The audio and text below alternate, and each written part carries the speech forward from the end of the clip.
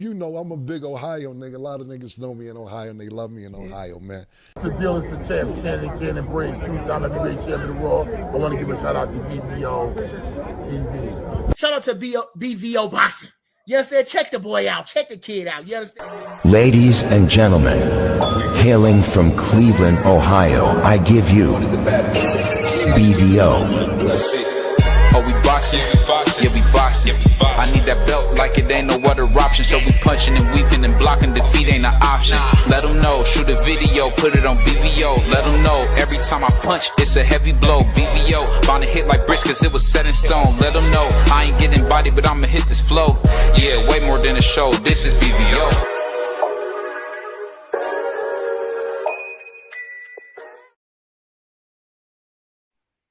Yo, what's up? What's up? What's up? It's your boy, BBO Sports TV. I'm in the house, man, with my right hand man. You know, not Gilligan, my man Prize, man. What's going on, man? How you feeling? Man, peace to you, brother, man. Happy Sunday. Man, happy Sunday, man. Hey, before we get started, man, I got to shoot to my brother Free. I gotta go a little left this morning, man. This evening. Bro, we got a problem with young men taking each other's lives over nothing, bro. The weapon violence gotta stop, dog. I'm reading stuff about dudes arguing over nothing and taking lives, bro. That can't happen, man. And that shouldn't happen. And for me, I don't know if you feel the same way though, Prize. I never in my life realized how many people pass away over nothing. Over some foolishness, dog. Over some foolishness. Over a Gucci belt. You know, rest in peace. You can't make this stuff up. Rest in peace to my man Yaki Gaddafi. But man, I'm watching the documentary his mother put together. Bro, this dude ended up dying for nothing, bro. For nothing, bro. For nothing. But we got a big show today, as you guys can see, man. We got a lot of people calling out Devin Haney. A lot of people talking bad about the kid. They done made me, BVO, who always used to criticize Devin. They done made me have to say stuff because it's just too out of control, man. Yeah. It's out of control, man. You know what I realized? It be your own people that talk the worst about you, dog. Mm-hmm. I mean, everybody in this picture that called Devin's name but don't want no smoke. They all run. They all run. Come on, man. Devin asks Ryan, you know, hey, man, get a drug test. We'll fight. I don't want a drug test. We got Keyshawn talking big and bad. Then he tell him to go call Jay Prince. Yeah, like, come on. Pack him up too. Salute to Vacay Bay and Billy. He said next week Shakur. Hey, and then you got Shakur talking about, oh, he want to do this and that, and the nigga disappeared. Shoot to my man Tavon in here early. Appreciate you, dog. Yeah, Tavon. I'm gonna just say this, man. If we can have, you know, if we could talk about perfect supporters, man, I would definitely say, you know, if we could clone Prize, if we could clone Tavon, we could clone Bentley, we'd be good, man. But you know what I'm gonna say? I appreciate each and every one of you guys being there because guess what? BVO, we ain't never bought no followers, man. We just straight off the mud, straight off the talent. It's just God and us. But I'm telling you, man, the way they talk about, I was on the show, man, and shout out to my homie. It's like these niggas look forward to down and Devin. Yeah. It's like, come on, bro. He the one black fighter that got his dad around, right? Which is, I don't know if people take that good or bad or indifferent. That's come on, man. That's where the hate start right there. Man. Pops. Come on, man. So this goes, whether you like him or not, his pop is there. Man, it just blow my mind how bad they talk about this dude, Devin. It's like, at the end of the day, man, they talk about, oh, yeah, Devin, he want to fight Xander. He cherry picking. How? Somebody actually came out and said, Xander's big as hell, bro. Xander's a cherry pick. That's crazy. The dude, his first title defense was a doggone unification. That's the dude who's a easy. Come on, bro. Come on. He ain't no cherry pick, bro. Come on, man. He's a young fighter that can fight. He's a unified champion, and he will be moving up to junior middleweight. What more? I mean, I don't understand. Like, you niggas need to. Some of you niggas, and y'all better hope. Wait, just give me some time, and I'm gonna tell you how I really feel. Hey man, you would think these dudes on the cross country team. Man, you got people swimming in water, beating up the water, talking about he don't want to fight, and Keyshawn running around here. Yeah, he was the one that was beating up the water, matter of fact. I like Keyshawn, though. I like the way he fight and all, but he know damn well he ain't about to move up to no welterweight and challenge no Devin Haney. So why run around like you? And then you tell them. Then then Didn't Bill. he say he wanted to fight Monty, right? Then he tell that man to go call Jay Prince. Didn't he say he wanted to fight Monty next? I don't know what Keyshawn want to do. Man, this dude is a goofball, man. He said, I want to fight Monty. And then I heard him call out Pitbull Cruz. It's like, you just said Devin's name just to say it, bro. For real. And they got Devin looking like he the biggest, baddest nigga they ever made. I don't even get it, man. It's like some Scooby-Doo stuff, man. Keyshawn ain't no doggone big. And I'm going to be honest with you. Xander would beat the black off of Devin. Just so y'all know that. That's my opinion. Know that. I don't think Prize would agree with that. But I think Xander would beat the fried chicken and Sweetwater cornbread out this dude. But if they think he can beat him, go fight him. But, you know, it's just funny how, like, no matter what Devin do, they always invent a new way to down him. Or they want to bring up some old stuff like, oh, Devin punched some goofball at the fair. What? Come on, dude. I even heard somebody go as far as to say Devin kicked his baby mama or something. Like, come on, dog. Man. Come on, man. That's crazy work to even say that, bro. But aside from Devin, man, I just had to bring that up, man. Shoot to my man, Uncle Cash. I just don't get where the hate. You know what? I ask you this, Prize. Mm-hmm. Now, you're a rich individual. Why do you think people hate black people so much? Where does that come from? It come from the beginning of time.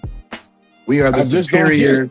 We are the superior person, people, women and men, the queens and kings. We invented most of this stuff that they take over and say, "Oh, look, we did this." No, they didn't. We did it. You know what I mean? So we always will be. We always have been more superior to just about anybody in the world. Any other nationalities, races, whatever you want to call them. Everybody want to be like us. You got Chinese people running around here making drill music, dressing like us, cutting their hair like us. You don't really, you barely see us going and running around dressing like, it'd be them weirdos. But I'm talking about the average normal guy. You know what I'm saying? Bro, come on now. Be serious. Everybody want to dress like us. They want to dress like us. They want to cut their hair like us, like black people. They want to do everything like us. I'll just say this, man. It's not even so much just shout out to my man, the Puerto Rican Prince D Free. I might even gonna say it's just because of us. I'll put it like this. I don't understand why black and brown people can't get a fair shake, man.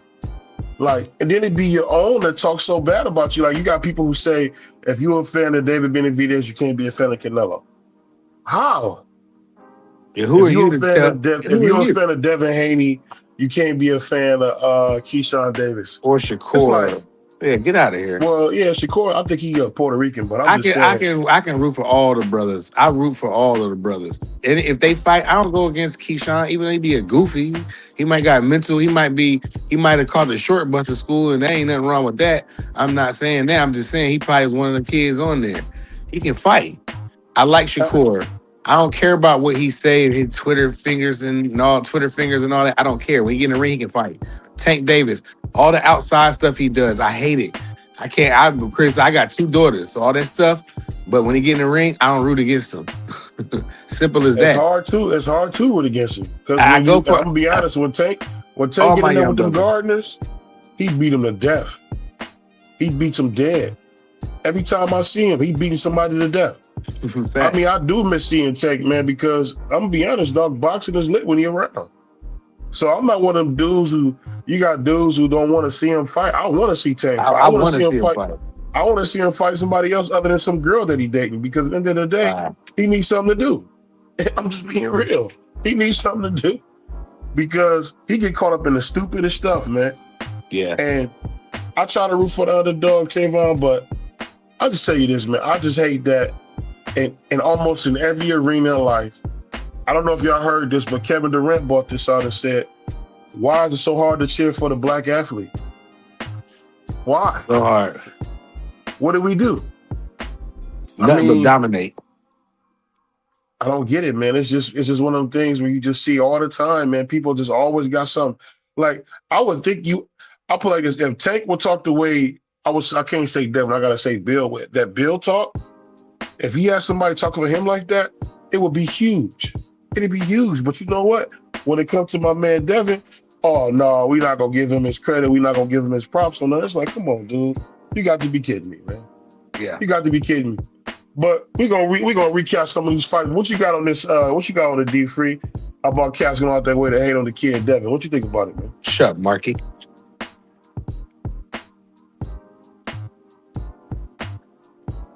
I don't know, my man. You on mute, Freezy. Shout out to my executive producer, man, Marky Dan.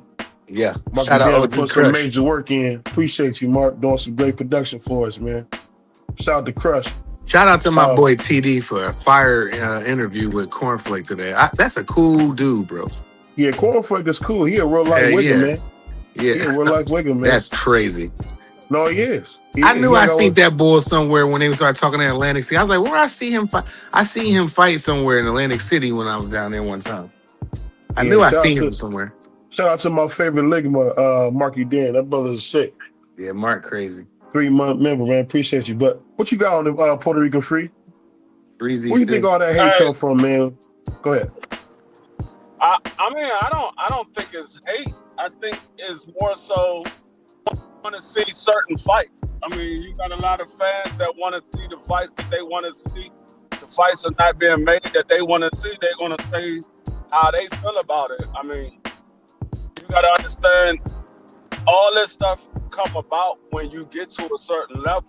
When a fighter gets to a certain level, they're going to have people that's going to say certain things that you disagree with. But it's because that fighter's name is now star. So they expect to see certain things out of individuals. So I don't really think it's fans just want what they want. Only reason I say that, Free, is because I remember like 3-4 months ago, and you know, we got to interview him right here in the doghouse. We got to interview Brian Norman Sr. Unfortunately, we never got Junior on, but we got to interview Brian Norman Sr. and we were talking to him early. Yeah. And I told him early, I don't think you beat Devin.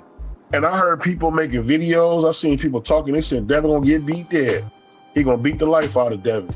They're gonna have to carry Devin like they did Ricky on Boys in the Hood. Wow. And then Devin dropped him. And I actually heard a cat say that was a horrible performance. How? Yeah. That was a masterclass. That was a. I mean, was it the most entertaining? Probably not. But y'all never did that to Pernell Whitaker. Y'all being hypocrites.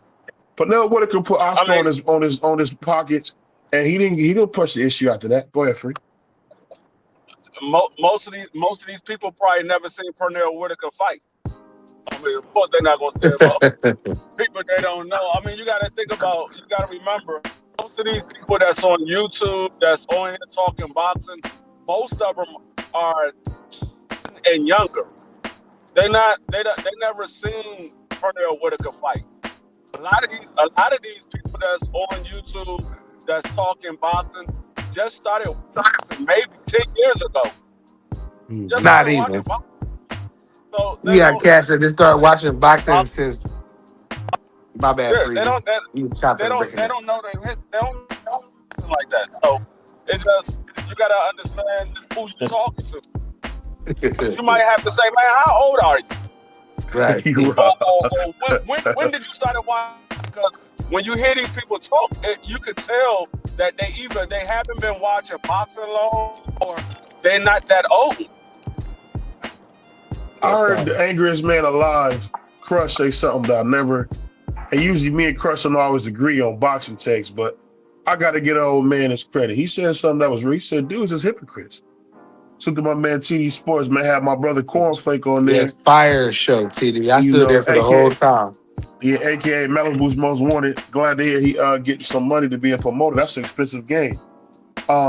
My man Billy said there was 3 people that chose Devin Haney. The rest of the world picked Norman Jr. I was one of 3. And man, I remember when I said that Devin was gonna win. All you pickle pulling, you know, people like to talk like BVO and say pickle pulling and all that. I'm like, yo, BVO ain't never pickle pulling. I'm only gonna give you what I see. I said Devin gonna beat. This an easy fight for Devin. This dude ain't gonna beat Devin. He gonna cook this dude. Yeah. He went in there and cooked this dude. And you know what? We had him on before that fight was made. We had Brian didn't take it no way that I thought Devin was gonna win. I said he gonna beat Brian's black ass. I said it just like that. And what he said, that's cool. He said something like that. We'll see. We'll see. We'll see. And because I ain't gonna lie, because I was the same way when I told I said, oh, Canelo gonna kick to Buzz head in, blah blah blah, beat the black off of him. Man, first call I got was Brian Norman Sr. Hey, what was that you was talking about, nigga? What was that you was talking about? I let him know, hey, you were right. I was wrong. Right side dub. What up, boy? But let me ask you guys. Go ahead, Freak. A lot of these dudes, they say stuff because it sounds good or they heard somebody else, and they just run with it. Most of these people don't study boxing. Because you could tell who pretty much is going to win the fight based off of fighting. Now, for the most part, if it's a 50-50 fight, then that's a coin toss. You got a guy that's way more experienced than another guy, and they got a similar style, or one forward fighter and another guy's a boxer. You can pretty much tell who's going to win the fight. But most of these people don't study boxing; they just watch fights. They don't. Yeah, they just watch the fights. Exactly right. And I'll say this, man. Shout out to my boy W Dub. I know he like when we call him W Dub, but I'm gonna just say this, man. What do the blacks want from the whites? When will enough be enough? That's all I want to know. When will enough be enough, man? Like, come on, man. This dude. I heard Keyshawn talking all that. Man, Keyshawn be talking like Randy Macho Man Savage, bro. I'm gonna do this, I'm gonna do that, and don't never do nothing. Keyshawn type of dude, if I was a fighter, I would just wait for him outside and hit him in the back of the head with a pipe. Because that dude don't never want no smoke, man. He growls and screams. Why would you just want to fight him? I'm just saying, you just want to hurt him. You don't even want to fight the kid, you want to hurt him. Well, you fight him so you can hurt him. And then you got, I ain't gonna lie, man. Y'all gonna call me a hater for this, but Shakur Sanchez gets on my nerves. That's dead. He talk like a straight up, like 15-year-old girl, man. I hate to hear that dude talk. It's just business. Do y'all remember the kind of corny stuff he would do that he was doing in boxing? If that was anybody else, y'all would crucify him. Come on, bro. But you know what? Ryan can say, F all Muslims, F all blacks, and it's all good. That's the part that's crazy to me. You got niggas talking about, oh, Devin scared of Ryan. Man, what are you talking about? The nigga was juiced up. He was juiced up. He beat the hell out of Devin. We seen it.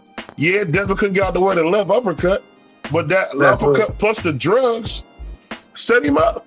I be hearing niggas talking about, the drugs don't matter. He couldn't stop the left hand. Nigga, you couldn't either. So the left hand is faster than it's ever been because he on drugs, cycling off the drugs. Come on, man. Go ahead, Free. My bad. He should have kept going. I want to all these people. Where all these people that say they want the best fights? Where all those people? Like TD Sports. My bad. Go ahead. Everybody say want the best fights. Nobody talking about Usyk fighting a guy that's 1-0. Yeah. A kickboxer. The nigga's a world-renowned kickboxer. Well, it's a money thing right here, and at this point, Usyk can pretty much do what he wants to do. Hold on. It's a historical fight. Nigga, man, stop it, bro. Don't nobody know. His last fight, he made $500,000. Nobody know that nigga, man. His life about to change now. Hey, say it again. Said, if a fighter wants to do what he wants to do, that's fine. Belts and do what you want to do. As long as you got those belts, you have obligations. Just do what you want to do when you got those belts. So he could have fought Fabio Does he on have any mandatory D3? No, this man, the man is 1-0. No. I'm talking about Do y'all Usyk. really- Does Usyk? No. Does Usyk have any mandatories? Because I'm asking. Yes, Yes. it was his mandatory. He Yes. dropped the belt. Fabio was his He got a mandatory. He bunch dropped the of belt. them, man. That's why Hold on. Fabio's the He ain't champion fought- now. He dropped the belt. Yeah, damn. Hey, this brother ain't fought a mandatory since before the Tyson Fury won. Wow. No, The brother ain't fought nobody, man. No, do y'all realize in the history of boxing, I have never seen before, in the history of boxing, a guy that is a unified champion has 3 belts. This guy is only fighting for the WBC belt. He couldn't afford the sanctioning fees. No, it ain't got nothing. Hey, he about to fight a kickboxer, free a kickboxer. So free. So he getting a belt. So that's for the belts. What? That's the for belt? the WBC belt. That's the crazy. WBC. Why did they say? WBC. How did he get sanctioned? Well, How did he I guess get? in fairness, water ducked him in fairness, so that's probably what happened. I don't know. So Yeah, I wish Wilder would have just saying jumped that, out the but window Wilder- and fought him right now. Jump out the window because I think War Chisora, that's a tough mother. You know what I'm saying? That Warren dude's Chazore's savage. gonna beat his ass, man. And I love Deontay. I'm not be gonna say sick, that. too. Man, stop it. He gonna beat his ass. You guys ever had that what my grandma's called it, that cube steak? He gonna look like cube steak when you get done with that nigga, man. What if Wilder put War Chisora to sleep? Then what you gonna say? If it was a fifth, man, we all be drunk, man. We be drinking that Wild Irish wine. Yeah. You like, bro, the green. Drink it. That's crazy. What's going I ain't on, drank man? none of that since high We school. got my brother in the house, man. Coach AKA B. Peppy, AKA Coach B. What's going on, man? We still can't get Raylan on here, man. What's going on, man? What we getting Raylan on here? Man, cut the foolishness, man. All you gotta do is say, "Hey, what day can Jaleel come He on fell with?" on the steps. Yeah. Ain't nobody fell on the Nah, steps. you Yeah, fell down the Coach. steps. Yeah, we hear you, Coach. Nah. Come off mute, Coach. That's him. Yo, Price, can you hear me? Yeah, I can Hey, hear can you you. hear me? Go out, come back in. Yeah, Coach, that's him. That's BVO. But go ahead, say what you're gonna say, Coach. Until he'll get his stuff together. Man, ain't nobody telling him that. All he gotta do is call me and say, "Hey, man, I want to get Jaleel on here. What day?" He always come with that foolishness, man. I'm trying to tell you, he don't like us, man. He don't like us. He don't like us as Brown. He don't like us as Hackett. He don't like us, period. Yeah. I mean, hey, look, I know Lil will come on here, man. All we gotta do is put the word in. You know, we rep y'all the same way y'all come up here and cook with us the way you come up here. And we'll forever be in debt with you. Man, I speak y'all for ride myself. with us. Y'all ride with us. With BVO, he ride past us. Damn. Yeah. BVO seen y'all walking down the street like Kid and Play. And he was like, "Was that Kid?" He was like, "Was it?" And Play kept going. That's BVO. No, that's Bernard right now. I get Bernard right now. I see you run like hell. I thought niggas should both getting their asses kicked. But let me ask you this, Coach. Let me ask you this, man. Now, we didn't see all this stuff going on with Devin Haney. But let me ask you, did you see the fights last night with Navarrete and them? I sure did. Everything Man. that happened couldn't have happened to a better promoter. Shout out to Metro. Yeah. Hey, that boy ain't been on a losing streak, brother, to say the least. But I want to ask you, were you surprised the kind of shape Navarrete came in, Coach? He came in incredible shape, man, like you been hanging out with you and Jaleel. How old is Hey, man, Navarrete? I watched 31? the whole card. I've been telling people for the longest time, Navarrete is a monster. But guess what? They seen that the monster had a cape on, turned into a superhero. Yeah, I don't know. He must have put the tacos down, man, because he looked in great shape, man. What did you think about that, Free? Nah, I mean, I the way I thought it was gonna go. I said Navarrete was gonna stop him late because he's a better version of Oscar Valdez. He comes forward, but he does have boxing ability. You can't Hey, Free, are you talking and I can't hear you? No, you can't be a come forward fighter and be you can't do that. Navarrete is a much better fighter. Look at my brother B3. like to fight. Oh man, what the... Keep going, Freak. Yeah, you fighting a style of fight that never really liked to fight when you straight at him. Now the dude Nunes tried to box early, but he didn't have to be able to box with Never Roddy, and that's not his style of fighting. He doesn't really do, and it didn't work out for him. And then when he did started coming for landing good shots, every time he would land one, Never Roddy would come back with a fury. It was like, okay, a little too late. He landed some good shots on Never Roddy. He landed a nice shot on Never Roddy that had him bent over. Yeah, I'm about to say he slumped him over, didn't he? But yeah, he too late. He needed to do that from round one. But yeah, I knew what it was because I saw what Nunes is about, and I know what Never Roddy's about. I'm like, no, he's not beating him. Never Roddy's going to stop this man late. Yeah. I mean, Never Roddy was he was pretty sharp last night. He did get cracked, but that's part of the game. But shout out to Never Roddy, man. He came in and got the late stoppage like D Free told y'all weeks ago. So no, it is what it is. He did his thing, man. What you think about that right side? You hear me? Right side, bud. I think D Free was in the middle of talking. So he must be on that King Kong. I want to let Free finish. DVO got all the jokes. Yeah, we can hear you. He got all the jokes. And he done fell off his scooter a long time ago. Go ahead, right side. But hey, you know, I thought that I thought he fought a decent fight. Yeah. He tried to box early. But at the end of the day, man, Navarrete, once again, Navarrete is just like the Tower Inferno, you know, Pandora. That man, ain't no way he's supposed to be that damn tall and long fighting that damn 130. It ain't supposed to happen. Right. You know what I'm saying? And even though Sugar Nunez, that man can box, and he tried his best to box him first. Box him early, and then after he started losing rounds, he ain't had no choice but to take chances. Hence the reason he started getting clipped. And so, I mean, he did decent work, but man, once again, Navarrete, that man is a cheat code.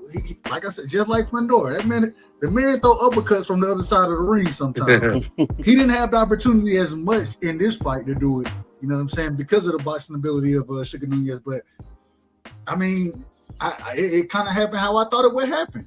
You know what I'm saying? At some point in time, you can't just, you're going to have to sit down and fight with him. And when you got to sit down and fight with somebody like that, it's tough. It's tough to close the distance. He ain't got no great jab, but he go to the body well. And man, that man, he love to throw hooks and uppercuts. He love that. You know what I'm saying? That's his game. So it was a bad style matchup. I thought he did well. You know what I'm saying? Early in the fight, but even in those rounds where I thought he did well, it was hard to give him those rounds. So it got to a point where it's only a matter of time. He getting broke down. That's all that happened. He was getting broke down in the fight. Yo, I smashed the like button, man. Let's put some comment in the chat. This is BVO Sports TV, man. Come on, y'all. Let's get going. I'll say this though. I wanna clear something up. I gotta fix the video myself. I talked to my man Bernie the Boxer, and I want everybody to know that beast who was there talking to Bud like that was not a baby mama. Bud does not know this person. This person is a stalker who tried to trademark his name. This is a weird person who need their tail whooped. So coming from Team Bud himself, shout out to my man Bernie. Hey, that crazy chick is not in no way ever had one of Bud's seeds, man. This was just some crazy fan. Yeah, she's a real bird. Ran up on him, man. So for all those, you know, we like to laugh and joke, but yeah, Bud didn't even know her, man. Bud was just laughing because he couldn't believe this was happening to him. This young woman. Did she run up on him more than once? That bird, she needs to be cased. Yeah, I don't know what's going on, man. She's a doppelganger, dog. She's obsessed, bro. Sometimes when you don't get a woman that pipe, man, they do that to you, man. They act like a maniac. I'm sorry, Bud didn't get this ratchet beast in his pipe, so now she gonna act like this. But bird, fly away. I feel bad. I feel bad, man. You shouldn't have the best fighter in the world. You know, being, you know, you wouldn't do that to Tom Brady. Bird. You wouldn't do that to Patrick Mahomes. Come on, man. If you ain't gonna do it to the white man, don't do it to us, man. But what do you He's a think about bird. that though, Coach? You've been around for a long time. What do you think about like a stalker running up on a guy? Did Bud handle that right? In your opinion, Coach? I think he handled it perfect. He handled it perfect, man. You can't control the actions of people, but you Yeah. can control the actions of yourself. So I think he handled it perfect. Me too, Coach. I thought he showed resilience. I think he got a restraining order. I don't know if that story was true. I was reading something on, I think it was Instagram or something, but I think he probably got a restraining order on her finally. He's trying. Well, I don't know. This bird is. I can't Boy, say what I he really want got to he say. got he got a he But got hold on. something I called a think the peace chick, bond. this bird needs to be caged in a cage somewhere.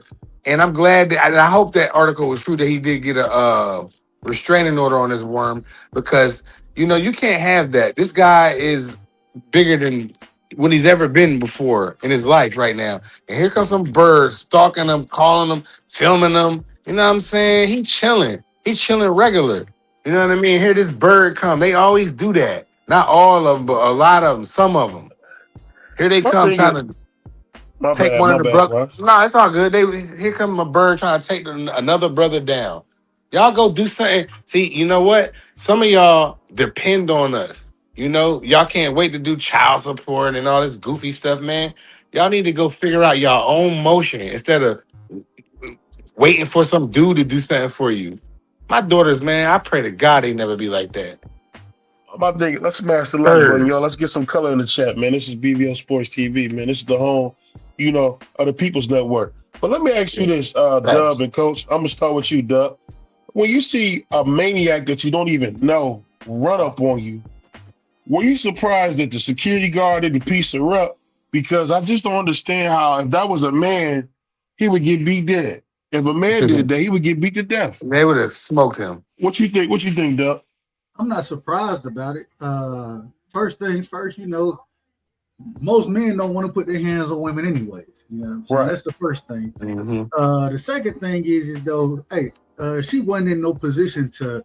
She acting a fool. Yeah, she acting a fool because she foolish, and I mean that's where foolishness come from. Folks acting a fool, but at the end of the day, she wasn't no real threat. You know what I'm saying? Mm-hmm. So it wasn't nothing for the security to really to do. But at the end of the day, it's nonsense. It has nothing to do with boxing, and I ain't gonna lie to you. I ain't got nothing else to say about it. Damn, Yeah, but we got to defend our brother. I ain't got to defend nobody. He defended himself just fine. That's bird activity by these average birds. Hold on. Matter of fact, instead of him getting upset or trying to go, man, what he did, he was like, man, all right, you got it, you got it. Yeah, he was smooth. He went on by their business. He was smooth with it. He handled it accordingly.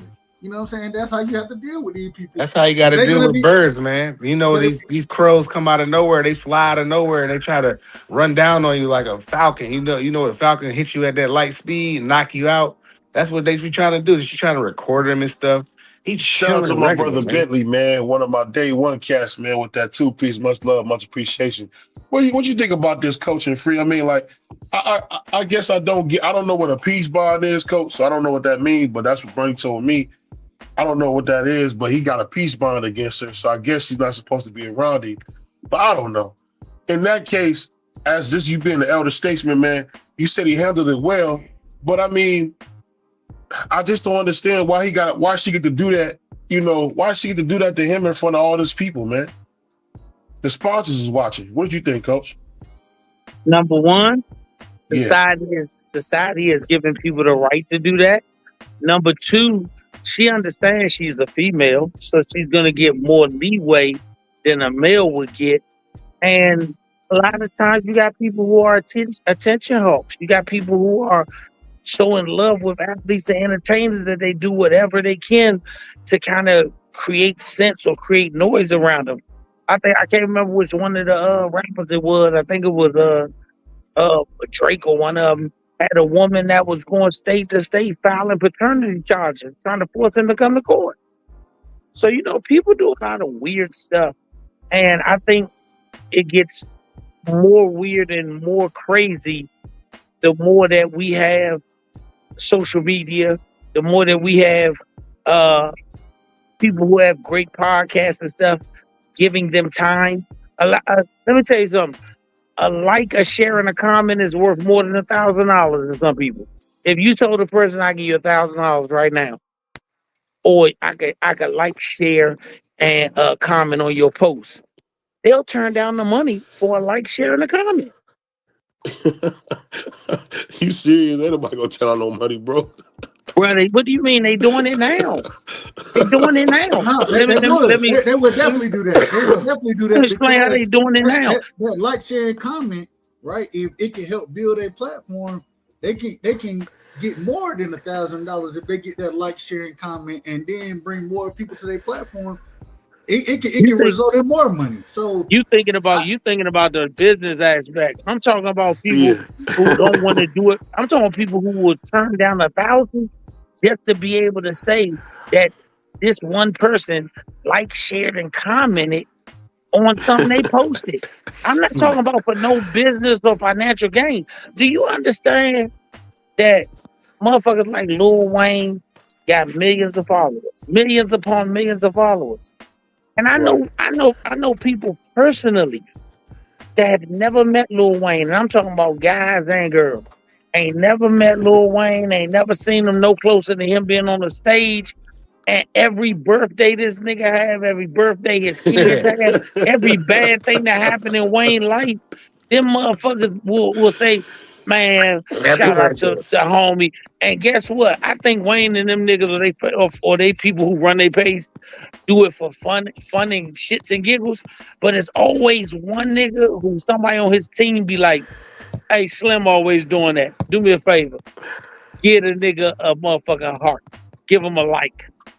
And they get that, and them niggas screenshot that, and they repost it every single 6 months. They repost it because to them, it means the world. It means the world to them.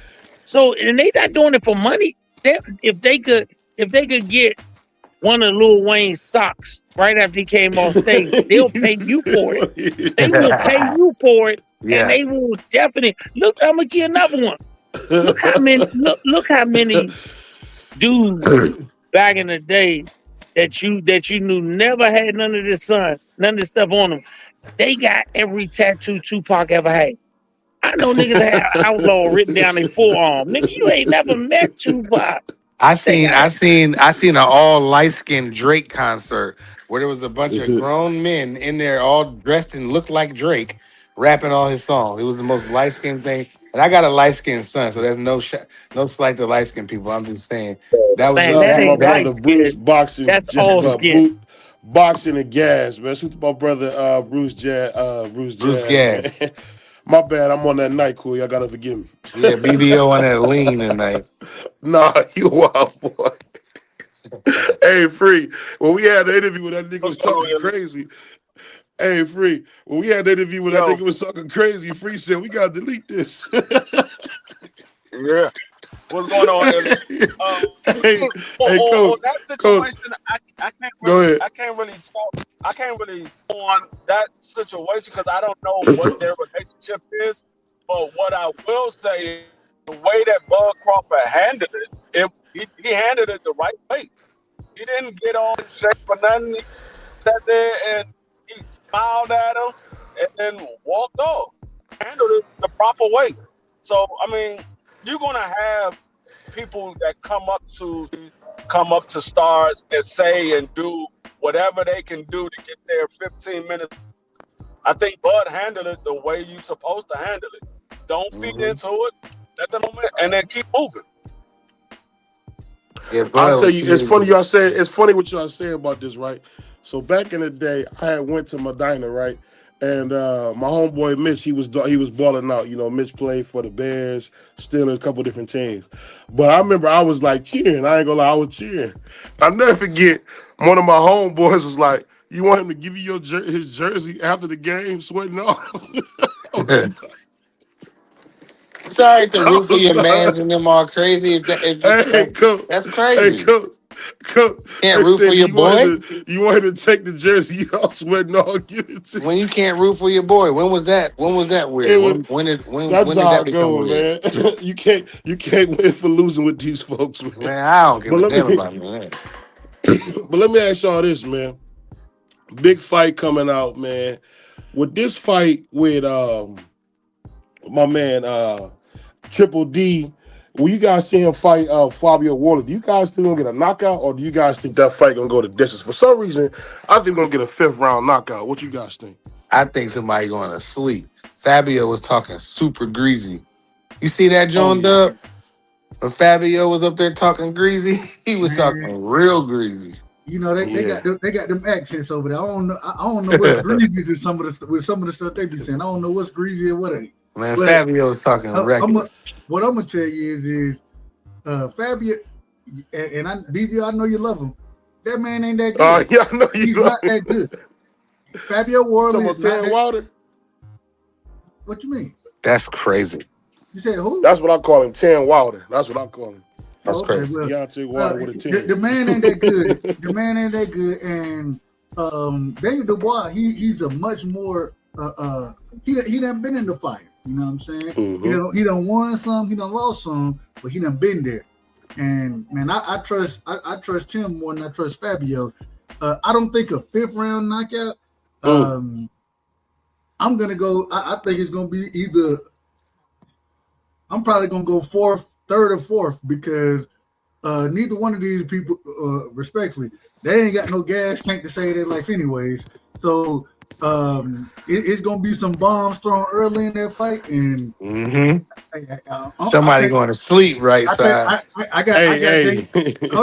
got Daniel Dubois putting that man up, man. I got Dubois as well. Right side. I think Dubois is going. I hate Daniel, but he gonna win. I hate him. That's your man. But he gonna win.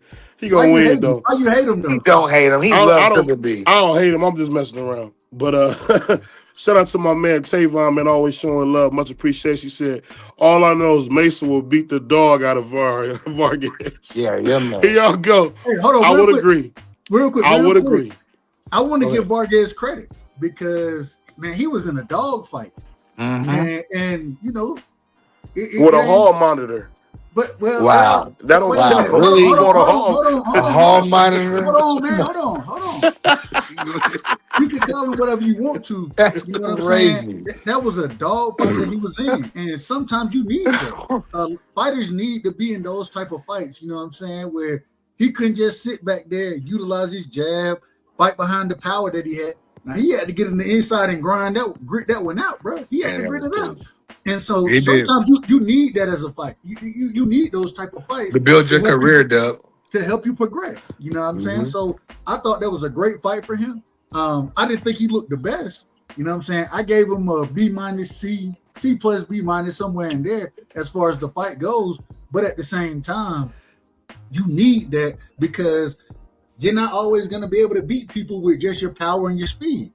You're gonna run into guys that, man, they finna dog you. And so he showed a lot of dog in that fight. I give him credit for that fight. I give him a lot of credit. He proved to me that he could fight. Coach, did you see that fight? That is not the nigga that's going to beat none of these slick. See? He fell down the steps. Not beating that hall monitor gave him everything he could handle. I saw the fight. I think that was a good fight for Emiliano. I mean, you gotta understand they haven't been giving him tough fights, showcase fights. So he finally got a tough fight, and he passed the test. A fight is not going to be a picture-perfect fight. If you in a picture-perfect fight, you get in the ring, you ain't in no fight. You ain't in no fight. You in a showcase. When you get a guy in a picture-perfect fight, he was in a showcase fight. So, I mean, what he was displayed on Saturday was what he was to play. He was pushed to the limit and he passed. He stopped the man the end of the 10th, the beginning of the 11th. He stopped him. So I mean, he did what he was supposed to do. It was a A-class fight, but he did exactly what he was supposed to do. He was in there. I gave him a B+. Be free. But you gotta remember after that free. My bad. Go ahead, Free. Finish it. My bad. He was in there with a game opponent that was trying to knock him out and trying to win the match just as well as. Man, you can't go in there and hug Julio Cesar Chavez after fighting a hall monitor going life and death. Come on, bro.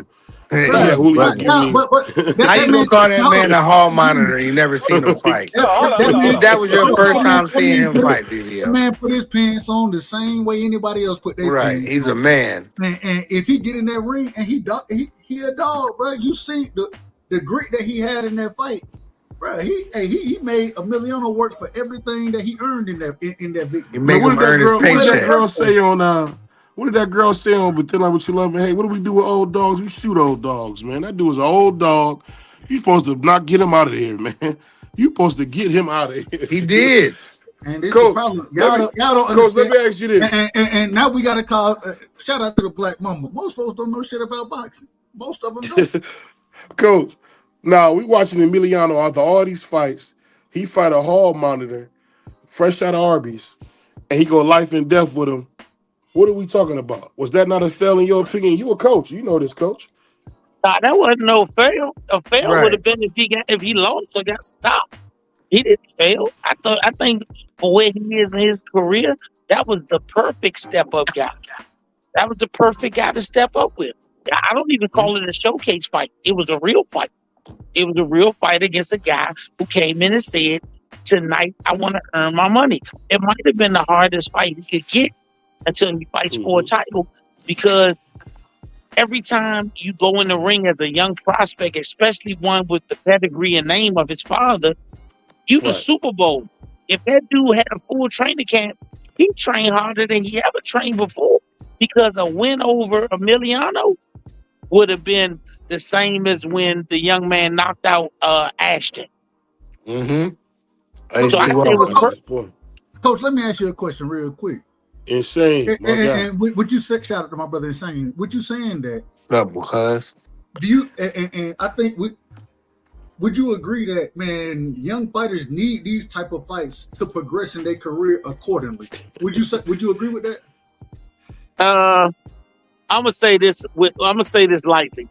I wouldn't agree with it, because we live in an era where you're trying to get your guy to the bag, and we haven't quite finished that era. We're coming out of it where people pulverize your name for a loss. When we come out of that, then yes. But right now, if I can get my guy to the finish line without fighting nobody of consequence, I'm going to do it. And the reason why? Because people nut pull on who they like. I said before, Ryan Garcia's last 5 fights before he just fought Barrios in no way, shape, or form gave him the right to have a title shot. But he got it.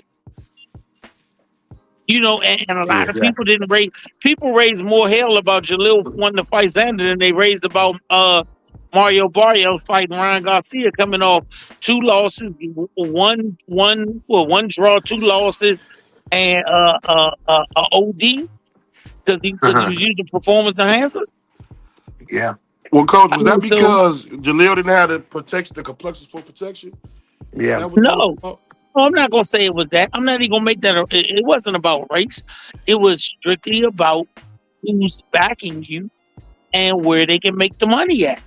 Once again, that's I only heard Black say they didn't want to see him fight, though. That's why I said that. they got the crab in the barrel syndrome, man. I mean, every time.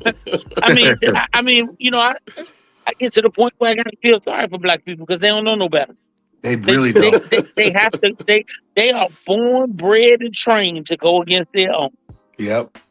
So I can't blame it on that. But like I said, if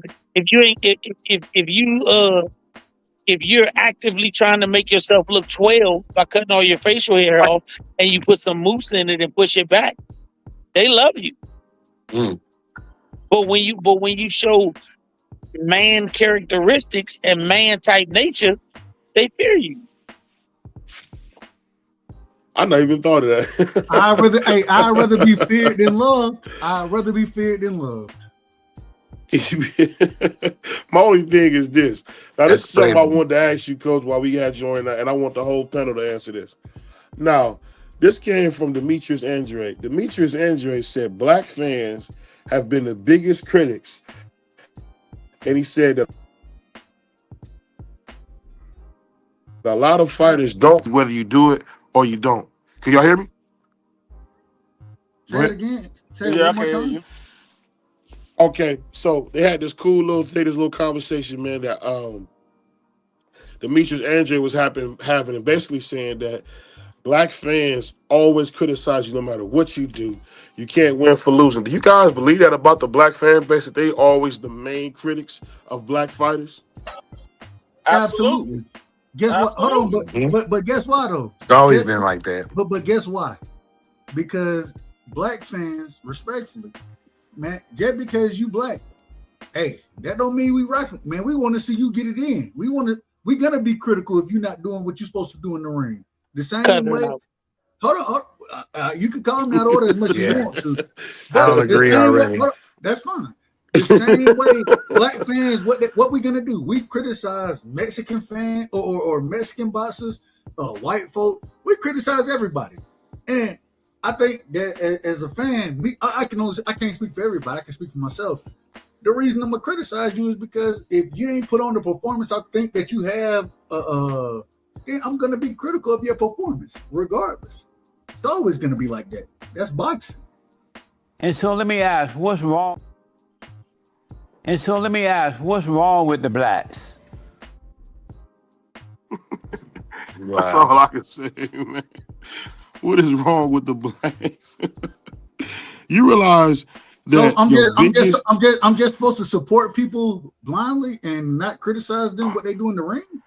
No, you're not. You're doing the right thing. But I'm gonna criticize everybody. What's your favorite G? Get your hand out of my pocket! What's your favorite G? My favorite team? No, what's your favorite jeans? G. I don't have seriously. What's your favorite jeans? What's the pair of jeans you buy the most of? Levi's. Man, that man ain't wearing no Jordan. He got Levi's. He got Levi's. Have you ever had a pair of Levi's with a missing stitch on them? Yes. You've had a pair of Levi's with a missing stitch? Yes. Did you buy Levi's continuously after that? Yes.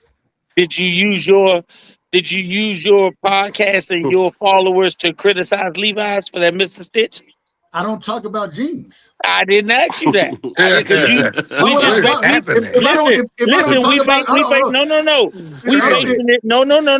We're basing it on you having opinions about everything, including boxing, which you have. You haven't just given opinions based on boxing. You've given opinions based on a lot of different things on the show. Some I agree with, some I disagree with, but you have done it.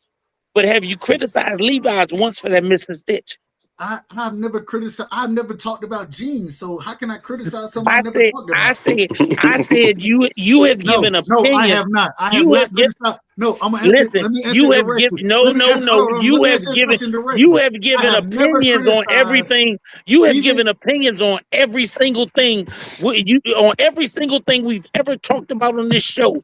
You've given an opinion on it, and we talk about more than because just I'm asked boxing. about it. But that's what because I'm asked about it. Now, if you ask me about Levi jeans, but no, your statement. Your statement you just started. Hold on. The statement you started before I asked that question was, we criticized all fighters. You didn't say when asked. You said we criticize all fighters. I said I do.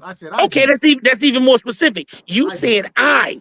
Whether I'm asked about it or not, you criticize them because you just said that. If a fight happens and an individual is in a fight and they out of order, if I see something, I'm gonna criticize that fighter. Absolutely. Okay, so if Levi's gives you some jeans that's mid-switch, why you don't criticize them? Because I don't get on YouTube and talk about jeans. Okay, let me ask this question then. Y'all have never heard me talk about jeans. Listen, in the history of your internet time, being a podcaster, being everything, at the very beginning, did somebody ask you to talk about boxing? Or did you decide to do it on your own? I chose to. So you chose to criticize people on your own, right? Yes. Unsolicited, right? Absolutely. So you choose to criticize black fighters and all other fighters unsolicited, right? I criticize boxing in general. No. Unsolicited. So unsolicited. Nobody has ever asked me to criticize boxers So you do it. You do it unsolicited, right? Yes. Why you ain't never criticized Levi's about that missing stitch, but you still support Levi's? Because I don't talk about jeans. But nobody asked you to talk about boxing, and you still criticize boxing. No, but that's what I want to talk about. I want to talk about boxing. So you just admitted you want to criticize black fighters. See, do y'all see that? He walking you down. No. Do y'all see what he just tried to do? But from the beginning, I told you I'm gonna criticize any fighter in the ring. Black so you choose to criticize. So you choose to criticize. Hold on, you out of order now because you trying to place me somewhere. You out of order. You're not good enough to do it. You can't place me where you want to place me. You're not. No, you place yourself there. I'm using your words. I'm giving you your words. Let me finish. Who solicited you to talk about fighters? You said nobody. I said nobody did. Nobody asked so me you to talk chose. So you chose. So you chose the topic. So you love to criticize. So you love to criticize black fighters. No, I love boxing. So you love to criticize. You just told me you love Levi's, but you ain't criticize Levi's. Because I said, what are your favorite jeans that you choose to wear? And you said Levi's. You said Levi's. This is the most nonsensical argument How is it nonsense when you chose to criticize? How is it nonsense when I asked you the same correlation and said you chose to do this? This is the reason, because when I come to my brother BVO panel, we're not talking about jeans over here. We talking about boxing. When I run a show, I'm not talking about jeans. I'm talking about boxing. So I'm gonna criticize boxing because I'm talking about boxing. Hold on. Go ahead. I told you nobody asked me. I told you nobody asked me. So if nobody asked you to give a unprofessional opinion, why did you choose to do it? Because I love the sport. With your logic, I should be criticizing everything and then some that I dislike. With your logic, if I love food, if you have an opinion on something, you should criticize it as well. But I don't talk about food. I don't talk about jeans. So you go out of your way to criticize black fighters. So you go out of your way to criticize black fighters. I literally said I criticize all boxers. So you go out of your way to criticize boxers. Yes. And BVO, there you have it. That is why black fighters feel that way. I'll just say this, nigga, man. keep God in your life. Fuck, nigga, keep God in your life. Some of the dumbest shit I've ever heard in my life. I ain't never heard said Tavon said some of the dumbest shit I've ever heard. He said a 10 ain't round, brother Tavon. 10 ain't round. 10 ain't round. Man, some of the dumbest shit ever. But you know what's funny?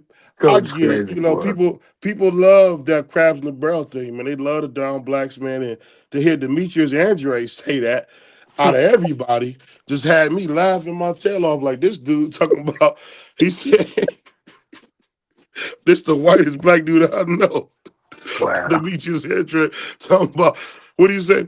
Black people talk about me like a dog. They forgot I was a two-time champion. Yeah. I was like, dang, that is. But then when they see him, they ask him for his autograph. Right, when they see him, for an autograph in the picture. Yeah. I rock with Andre. You know why I rock with Andre? Because I remember he was real good, a real great Olympian. I was like, man, this dude is nice. He did everything but win a medal. Man, Andre can rumble, man. He just didn't do his career right. But what Andre did do with his career right was make money. He made a lot of money. He made a lot from his mansion now. Man, shout out to Andre from Rhode Island somewhere. Man, shout out Andre for changing his family's life. So if they say, would you want your son to be like Demetrius Andre? I would say absolutely. For sure. I agree with you 100%. Hell yeah, I want my son to be like Demetrius Andre. Are you crazy? Let me ask you this, Coach. What you think about when the champ said he didn't want his first car to be a jalopy, so he went on and got the Benz? What was that like to have a young man, his first car not be a jalopy, man? That's an old beat up car, if y'all know. My grandpa said all the time. Hey, look here. I tell my son one thing. People criticize you when you fight. They know you and don't know you. People criticize you when you're rich. They know you and don't know you. Mm-hmm. They criticize you when you poor. They know you and don't know you. So the one thing you should always do is remember, if they looking, give them what they want to see. Yeah. Mm. You know how many, See. you know how many people won the Super Bowl? If the Super Bowl is every Sunday, you know how many people won the Super Bowl on Monday? Mm.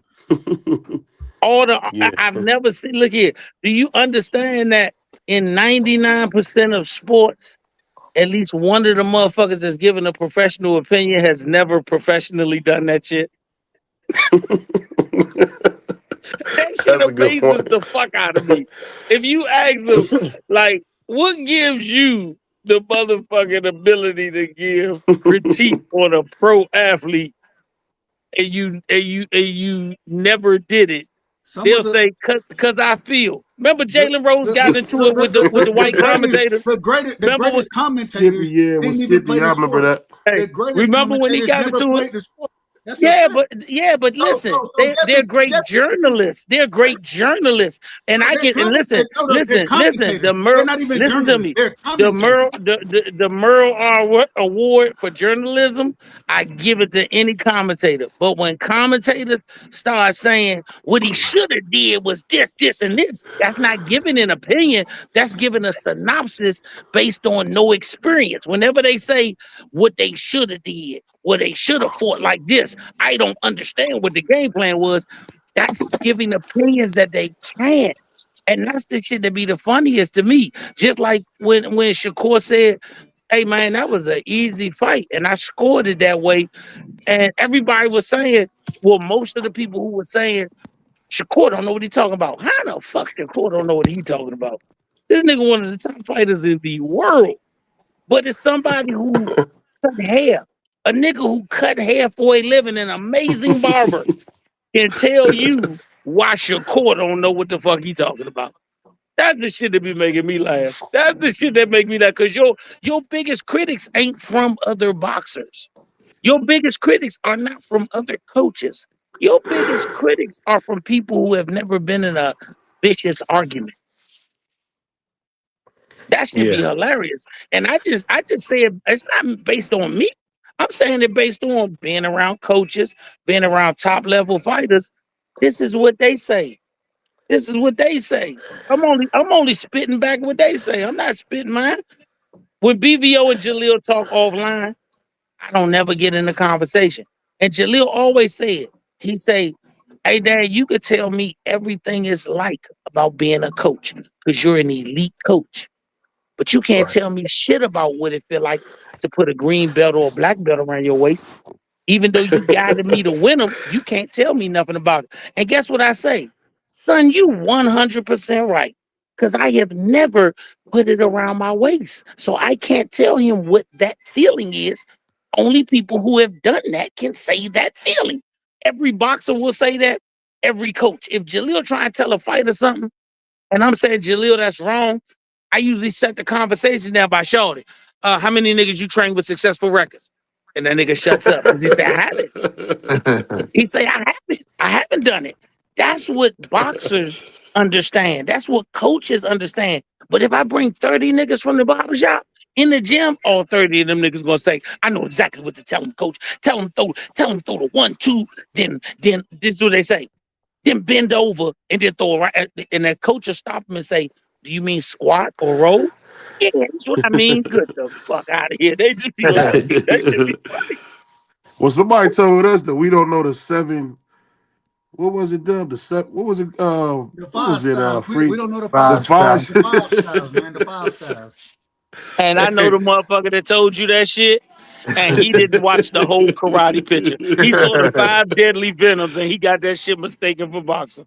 Wow, that's crazy. And we asked him directly about that. We asked him directly about them styles. Did he break them down, BVO? Not that I recall. He should have just told y'all Tiger style, praying madness. Wow. That's what he should have did. That sound like the nigga be outside in the Shaw shoes, man, kicking boards, man. Hey, shout out to my homeboy. He got a dude that got nunchucks made out of broomsticks, and that swear to God, he hurt somebody with them nunchucks. He might get smoked with them Jones, bro. If somebody Motherfucker, pulls a Bruce number Lee. Nigga two poured out on nunchucks on me, boy. I'm out.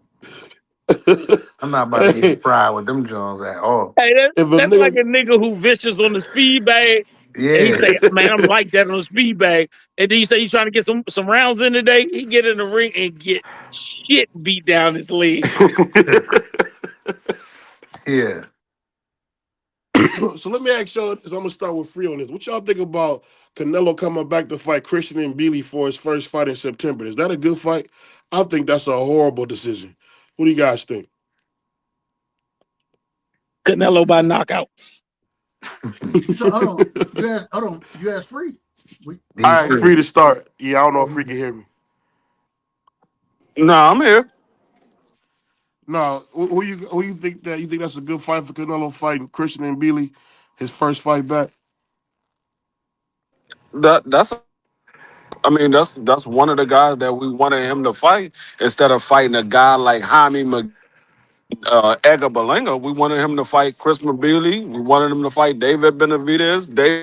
So I think it's a good fight. It's the best fight he can make at 68 right now. Yeah. And What Billy about good. you? I Go just ahead. question his defense. I think it's He the got second. none. Go ahead, Deb. I think it's the second best fight. I think if he really want, I don't think David Benavidez is coming back down. But I ain't got no problem with what's the nigga Shiraz. Go fight that nigga, man. Go fight him. I think he He better too than big, Billy. man. Hold on. Wait a minute. They fight. They both fight at 68, don't they? That nigga's too big. The nigga a Yeah, heavyweight, man.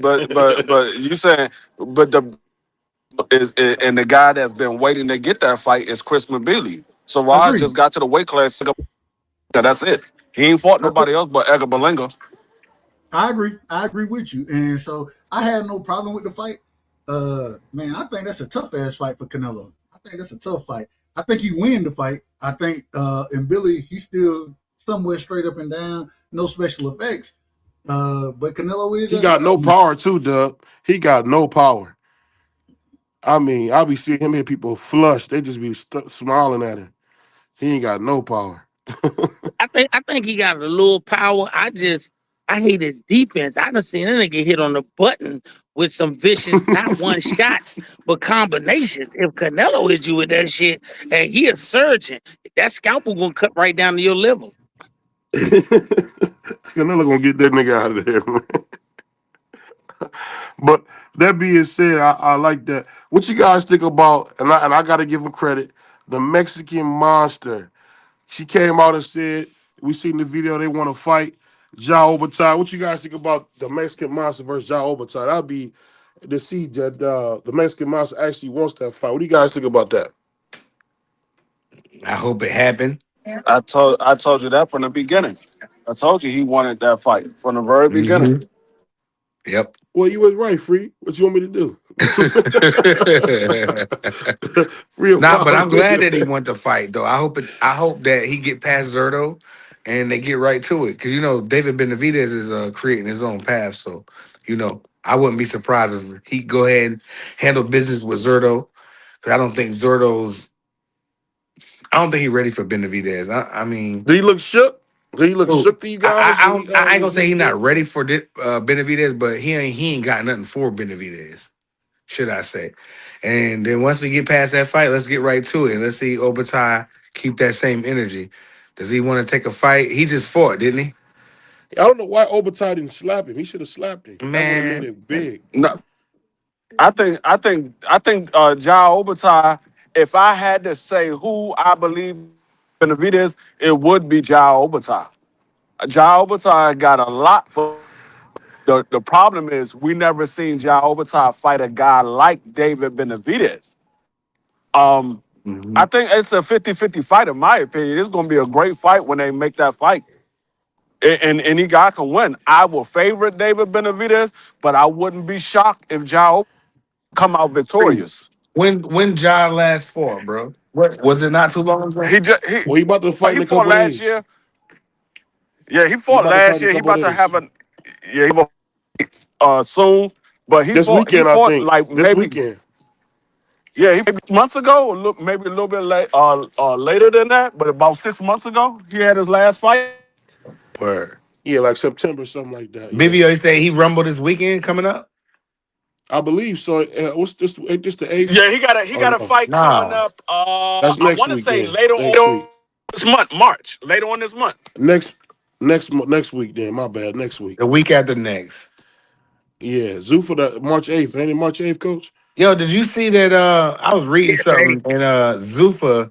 I ain't gonna say Zuffa, but it looked like Paramount acquired HBO and Showtime, and it looks Yeah. like Dana White can. There's a chance that we might see HBO boxing and Showtime boxing come back, where you can spread the fighters out on different networks, and they got a Man, budget. that was the It's, plan. That was the plan from the beginning, man. To take yeah, over boxing, because Paramount owns Showtime. yeah, they just I don't. acquired Showtime and HBO, bro. No, they already owned them. I'm just saying. No, I'm talking I about. know they own HBO. I know they No, own got they just HBO right now. acquired Showtime and HBO. If you go look at the damn, what was I Well, I got a looking at? copyright strike from Showtime before, and they said Paramount Industries on it. So that's how I Man, know Paramount didn't own them for a while. But all what you right, think true about that, that. Coach? It looked like the Turkish taking over the whole boxing, man. Shoot my man T Hill. And that seems like a good thing from my vantage point. I chose the right side with my son. I know that's right. That's I a know fact, that's right. man. Hey, get him in Because the there. walls are Hey, closing in, man. yeah, they are. He said I And can't I would take. love to see Jaleel fight on HBO boxing, and you bring back Jim and Larry, and get Roy on there. No, Shoot, don't bring man, Roy on there. Roy don't know what he's looking at. man, you Don't crazy. bring Roy. Or no, get Don't bring Andre Roy. then. Get Andre. Get Dre.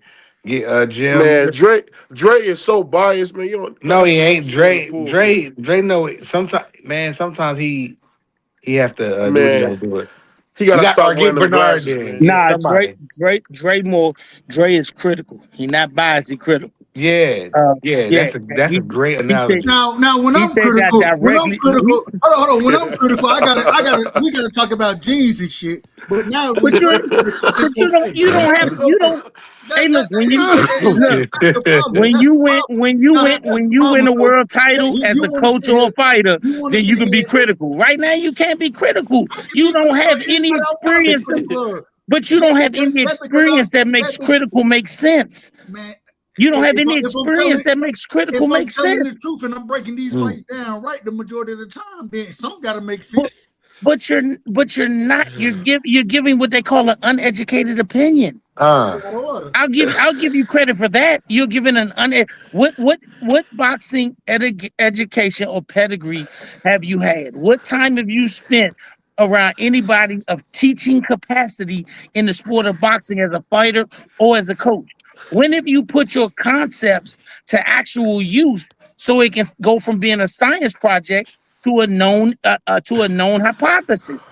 You haven't. So until you have, it is just an uneducated opinion. Andre Ward has won title after title after title from the Olympic level all the way up to a world champion Hall of Famer. So his opinion means a lot. If I was coaching Joe Montana's son and Joe Montana said, let me help with your quarterbacks, I'm going to let him help. If I was coaching your son in the same team and you said, why you ain't let me help? I said, go win some Super Bowls and then you can come back and help us. Yes, crazy. Hey, That's shout that's a good out to Coach that's Old actually School ass, good man. He's so far out of order. Crazy. because coach He's is so far technically out of right order. though, but No, he's he's out of technically order. right though No, he's out of because we order. are this is uneducated opinions. That's a fact because So you telling me I can't sit here and watch boxing yes, you can do continuously? all of that, but it's Hold on, man. uneducated. I ain't need. All right, go ahead. It's uneducated no matter what you say, Dub. No, go Dub. Stop Dub. Because that's just like I said, I Hold on, signed up for the Prize. Y Hold on, Prize. because I wanted Let to him go. box. Hold on, no, you hold on. I want to say what I want to say. I thought I could sign up for boxing, and I got smoked in there, and I realized that I should stick to basketball, and I just love boxing. I've been watching boxing since I've been 3. You know what I mean? But no matter what, it's uneducated because I never did it amateur or professionally. So it's technically Girly men. Girly Men.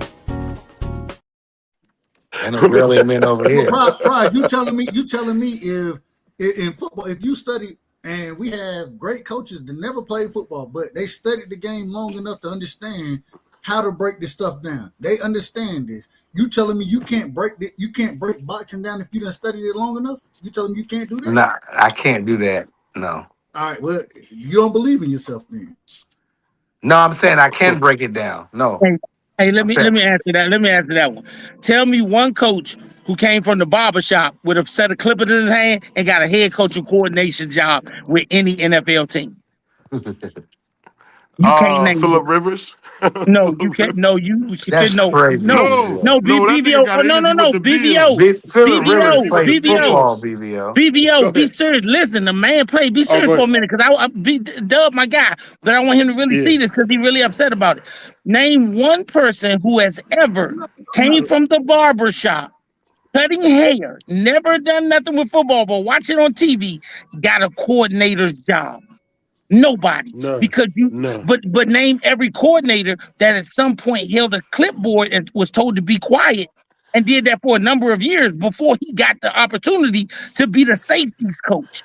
He went through the matriculation. He didn't come from the barbershop to the damn film room. Come on, Doug. You know what I was told though, Coach? That the best coaches come from the equipment room. I heard that my whole life. That the guys who work, like you said, work a bunch of different jobs, they seem to be the ones that know how to play. Well, you can't do that in boxing. That's football. No, you got to do it in boxing. You can start from being a spit bucket. Allaby was a spit bucket man. Well, that means you've been around the gym and Leonard Allaby never head coach no damn body. You ain't see that nigga get no instruction in no Floyd fight. He rubbed his neck and said, "Let's go, champ." Cut that shit out. Just like the gym, baby. Just like the gym. Everybody that was his out. thing to say, Coach. Just like the gym, baby. Just like the gym. That's what Leonard job was to say. Just like the gym. But let me ask you this, Coach. My only counter would be this: if you put your 10,000 hours in, they say you're an expert. You want to agree with that? Say that again. When you start putting your 10,000 hours in, you hear me, BVO? Listen to what I'm saying. Your 10,000 hours takes how long to do? It's not a week. It's not a couple of months. You had to get your 10,000 hours at every level. Spit bucket, you had to be a great spit bucket man. Mitch, you had to get your opportunity from being a spit bucket man to maybe doing that. Going to get lunch, you do a lot of shit before you get an opportunity to coach at the amateur level. That was just to get to the amateur level. I told you before on the show, we were sparring one time and Big Gary said something and I said, "Hey, do this." He looked at me and said, "Shut the fuck up till you train somebody that can win something." He said, "Right now, you still learning. You are understudy. Learn the lines, but don't recite them. Shut the fuck up."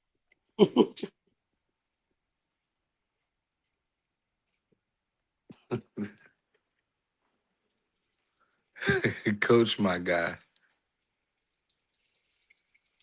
He was qualified to say that to me, so I was qualified to shut the fuck up, get the motherfucking towel, and make sure I had it ready to wipe the nigga forehead. The same thing with the cranes and stuff. Like I had to make sure before the operator gets there, when I was an apprentice, I had to make sure his windows were clean, his machine was heated up and warm in the wintertime. I had to make sure if he liked coffee, I had to make sure that was and how he liked it. You know what I mean? It's just a part of the game. You know what I'm saying? So I understand, like, somebody be like, "Oh, I can run a forklift. Oh, I can run a bobcat." That don't make you you ain't no operator. You know what I'm saying? That don't make you an operator. So I get it. You know what I mean? It's like, but I feel what Dub's saying because I've been watching boxing since I've been like 3, 4. It's like wrestling to me. So I can break it down. But if somebody's more superior than me starts to sun me, it's nothing I can really do about it because, like I said, when I was like 6, 7, I tried the YMCA boxing and I got smoked real quick. And I just realized that, you know what? I don't like that. I just want to love it. That doesn't mean I can't love it, but that doesn't mean I can do it either. You know what I mean? So I realize it. So, you know. But the problem is, I don't be tripping when they be doing that, Doug. When the coaches come around and try to insane you. That's fine. They can do whatever they want to do. They can do what they want to do. But the problem is if it's true, then that means that every one of us, because BVO, you ain't been no trainer, right? You ain't been no trainer in boxing. Prize, you ain't been no trainer in boxing. Hell no. Free, you ain't been no trainer in boxing. Me either. At the same time, we can sit here and we call these fights. And it's interesting because we get a lot of these fights right. We get more right than we get wrong because we have an eye for boxing. Just because we ain't training an individual or in the ring or anything like that, that don't mean we don't know shit about boxing. Nah, I agree with that, Doug. For sure. Hey, Free, let me ask you this, Free. If I come stand next to your crane for 3 years and watch No, that's you, me, Coach. That's Prize. That's me. Oh, my bad, Prize. It's all good. If I come stand next to your crane for 3 years and I watch you every single day for 3 years, can I operate your crane? Not if you ain't get in there and made no swings or no picks. No. Listen to me. I sat in my car. I watched through my windshield because that's my television. No. You're telling me that I can't watch for 3 years and I can't run a crane? But no. I could tell everybody who walking by that stops, hey, he's about to do a 360 move that's gonna drop the ball. And when the ball drops, he's gonna stop it. So listen, I cannot operate your crane. Absolutely not. Thank you for making that statement. Thank you, my brother. You proved my point. But we're not operating the crane. What we're doing, and the difference is you're training the fighter. You're the one commanding the fighter, right? But I can sit here and look and be like, the same way I told you, man, Jaleel, he taking too many straight. Man, nigga ain't getting his head off the line. And what you said, what you said when I said that? BVO. Yes, I do remember. What you said? Yes, I do remember. What'd you say? I told you, watch the fight again, and then I said, show me where the blood and swelling is on his face consistently. That ain't what I asked. I asked him to get his head off the line. And even though he wasn't bloody, the nigga was taking punches he shouldn't be taking. You agree with that? Even when we had that conversation, you listen. Every fighter takes punches. I didn't cut you off. I understand every fighter take punches. That ain't the criticism. It ain't about Jaleel taking punches. What we said, the criticism was, man, the brother got to get his head off the line. That was the criticism. It wasn't that every fighter take punches. And my response was, yes, he does, because he does take shots. But then I also said he's not taking more than anybody else, because if you look, you don't see him swollen. You don't see him bloodied.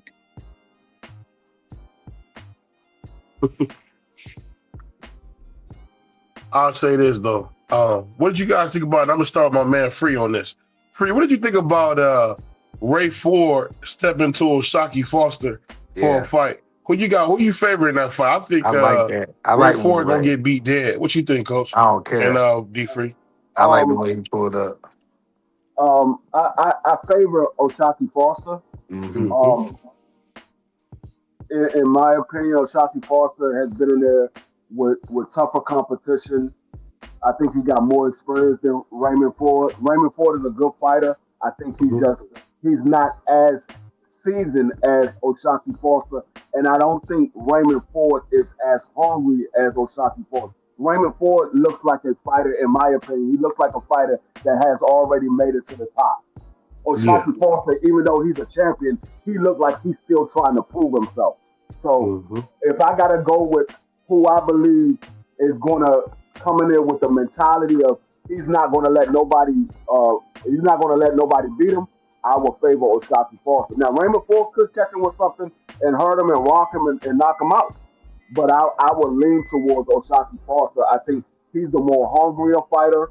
He got more to prove, and I think he really wants to put hands on every single one of those guys on that in that active squad.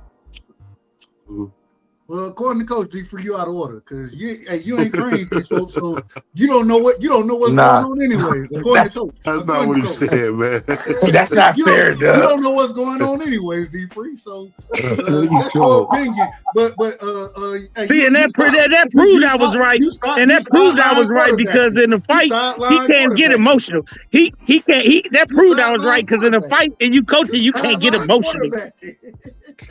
He said he get emotional. Yeah, that was crazy. You sideline quarterbacking, Free. You sideline quarterbacking, bro. That was crazy. Go ahead, Coach. What you think about that fight? I got O'Shaquie beating Ray dead. Now I like the fact Ray stepped to him, but I do think he's a step behind O'Shaquie. Yeah, for sure. I think O'Shaquie got, I like, and this is the thing about O'Shaquie. He got his losses out the way, I feel like, I feel like he is on a win streak. He's going to be tough to beat for anybody, his weight class, or if he move up, you know what I mean? O'Shaquie going to be tough, bro. I think the Oompa Loompas is just weight bullies. I think O'Shaquie already lost. What he lost? 2 or 3 times already? 3. I remember him. Yeah, he lost 3 fights.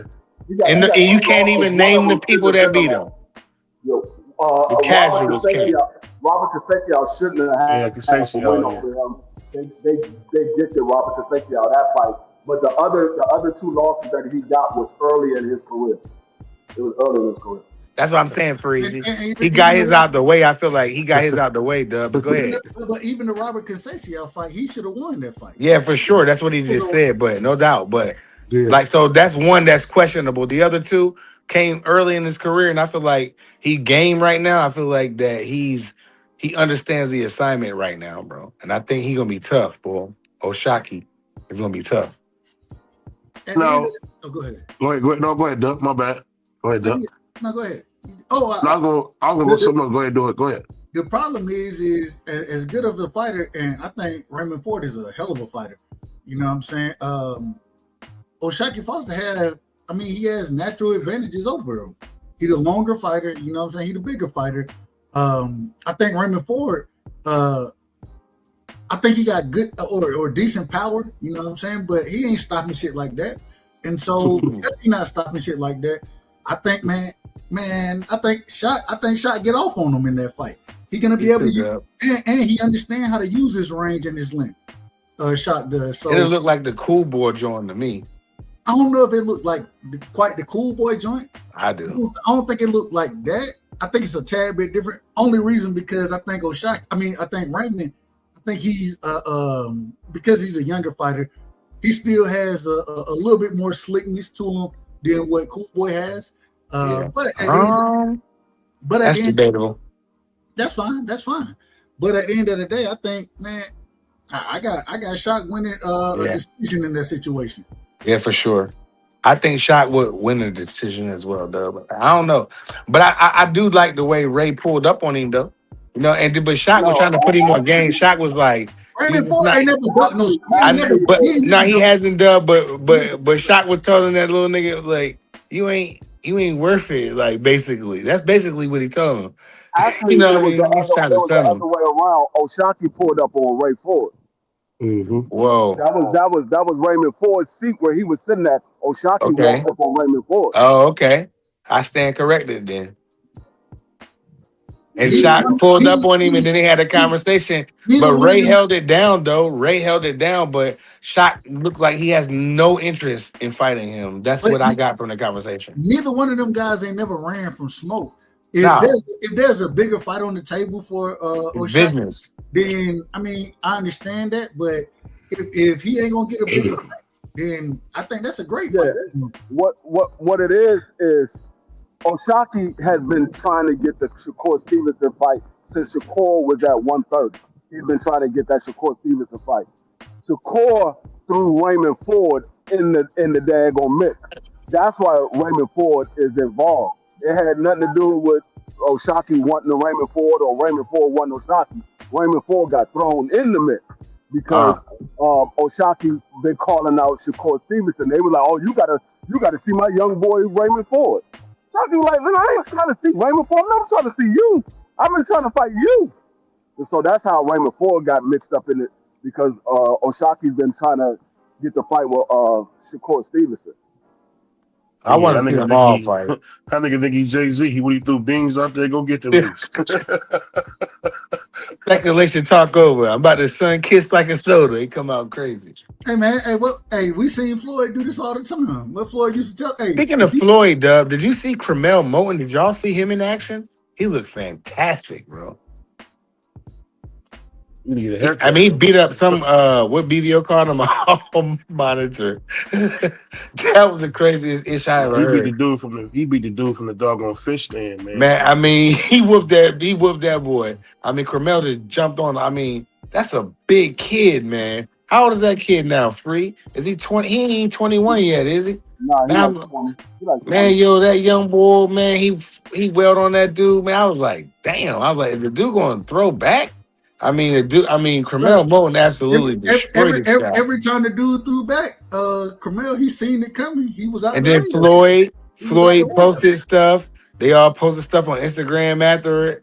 And Cremel let it be known that he's TMTs with Floyd. Like if you go look at all the Instagram stuff, you know what I'm saying?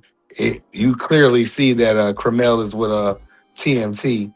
But I'm glad that he got back in the damn ring. I don't know, a lot of people didn't even know he fought. I didn't know he fought. I had to go back. I was like, oh. You know what I mean? I had to go back and check that. None of us knew Cremel was fighting. Maybe Coach B, but no, I knew he was fighting, but it was on Manny Pacquiao promotion. It wasn't. Yeah, I saw that. So who he with? Free? Who he hit? I said who he with? He a Mayweather lifer. He a Mayweather lifer. Because I saw the Mayweather. Because Mayweather, you know, he got a huge Instagram and social media, and he let it be known. Like when they showed them highlights, it was TMT all over the place. Like you can clearly see the TMT Promotions logo. He's with Floyd Mayweather. Remember his two previous. But why did Pacquiao Promotions show the fight? Was they the same way the two previous fights that Moten had was under Danny Garcia? Mm-hmm. It's because Floyd doesn't promote actual boxing match. He just promotes fighters. So Floyd will rent his fighter out to you. No, he let his fight on promotion. I mean, the same way he let his fighter fight with PBC. He don't put on boxing match. He promotes the fighter. He don't promote. Because I saw that Pacquiao promotions on one highlight, and then another highlight I saw Floyd, and then I saw him. They had some kind of like Instagram video or whatever. Promotions don't put on fights. They just promote. That's crazy. Well, you learn something every damn day, people, because I didn't know that. I thought Floyd put fights on. Floyd, yes, he do. Floyd put fights on. Yeah, I thought so. Mayweather Promotion used to do fights twice a month in Vegas. Yeah, I thought this at two of the casinos. Matter of fact, when Fundora for Erson Lubin, that weekend Floyd had a fight, and Floyd had guys on that call. Times is just changing. That's all. On the Erson Lubin card or in Vegas? Erson Lubin and Fundora. That was a PBC card. No, what I'm saying is Floyd had fights that weekend, the day before, and he had a card on that night right after that card that took place. So that Friday and that late Saturday. They're not being televised. Right. But the point is that he put on fights. That's the point. Yeah, he put on fights. Okay. I mean, Floyd put on fights. Yeah, Mayweather Promotion put on a shitload of fights. Yeah. Yeah, they put on a shitload of fights. I think he used to get overshadowed because Floyd was still, like he always say, part owner of PBC and all that type of stuff. So it got overshadowed by that. But yeah, he was putting on fights. But that was 4 years. That was 4 years ago. No. But the question wasn't he put on fights. No, my thing is Floyd had all that money and you didn't put none of your fighters on TV in your promotion fight. You had Danny Garcia put fights. That's not true. Badu Jack was on TV tons of times. Listen what I'm telling you. Bottle Jack was on TV through PBC. I'm talking about like Danny Garcia Promotions put on a TV fight. I'm saying, see, like what Coach just said. He puts on fights in Vegas, but they're not being televised. I'm saying all the money that Floyd had, those fights should have been televised. He got enough money to Tank have Davis been like televised a million times, D Free. he's televised through PBC. But No. You got that wrong. That's why I said people say a lot of that stuff wrong. Floyd Mayweather Promotions, when Bottle Jack fought in DC, that was televised. That was a Mayweather Promotions card. Bottle It Jack's was a card. Mayweather Promotion card through PBC. No. Listen, that's where people get it mixed up. All of them at that time were one umbrella. PBC was using Tom Brown and I can't think of the other promoter to promote cards. Lou DiBella. Okay. They use any promoter to do it. Listen what I'm telling you. Who had the TV deal? Mayweather Promotions or PBC? Both. Who had the? It's a simple question. Who had the TV deal? Mayweather Promotions. It's not both because of the. Listen. I disagree with that. Listen, let me You don't say think this. Floyd had nothing to do with getting a TV deal with PBC Free? That's crazy. Part of the deal is Floyd Mayweather, probably. I didn't say he didn't have anything to do with getting it. I said it wasn't his deal. It was that's not true. That's crazy, not true. Free. I'm saying it from the time that we were with them, and I'm talking about even before Jalil. If you look at any of old Instagram joints, Jalil been at every major fight since he was 15 in the back and all that shit. Them dudes, and when he became part of that whole thing, they all at one time. Floyd used to tell you, if you see in a Mayweather promotion card, you see in PBC. If you see in a PBC Al Heyman card, you see in Mayweather Promotions. Them dudes all linked through. Yeah. And if you really get to the nuts and bolts of it, if you want to be technical, PBC is not a promoter, so it's not a PBC card. PBC didn't have the television deal. TGB. I'm about to tell you. This is the reason how you know that it was PBC that had the TV deal, not Floyd Mayweather. Because Floyd is suing Showtime because of the money that he was supposed to get. He said he gave it to Al Heyman because Al Heyman had the deal with Showtime. If Floyd had the deal, they would have gave the money to Floyd, not Al Heyman. Listen what I'm saying. Al Heyman and PBC is not a promotion company. Let me tell you from getting checks from all those entities, physically getting checks. Tom Brown is signing your damn check. I never said PBC was a promotional company. No. What I'm saying is all of that entity is at one point. I don't know where they are now, but at one point they were all one. They were doing shit all together. If you really be technical about it, all of that shit is Floyd Mayweather because none of the PBC wouldn't be in existence without Floyd. Right. Wouldn't be in existence. There would never have been one. So just because it's a PBC event, I guaranteed you Mayweather's getting some kind of royalty, bro. Like I said, Floyd no doubt about it. He did not have the TV deal.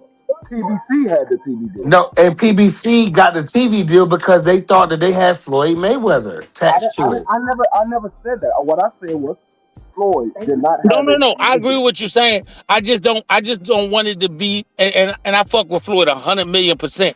I just don't want people to think, because a lot of people, you are knowledge for them. No bullshit. All jokes aside.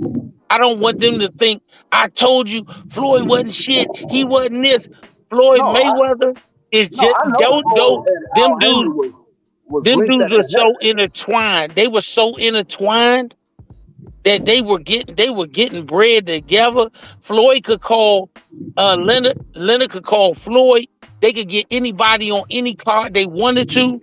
That shit was locked in. I agree. I know they was linked at the hip, but what I was saying was Floyd never had the TV deal. That was Al Heyman. But I can't keep saying he never had a TV deal. It's like if BVO is the dude that got the money. The dude that got the money is the dude that got the work. But I'm the dude that know both of them. And when I put them together, they say we all three operate together. Then we are as one at that time. You can't go to the Connect and get shit without me. He can't go to the Connect and get shit without you. They all linked in. When you seen that PBC machine, to be honest with you, the only thing that made that machine even strong or capable was Floyd Mayweather Jr. And even with Floyd Mayweather, you can look and say a lot of shit. Somebody said it on the joint today. Floyd Mayweather could be worth $600-700 million.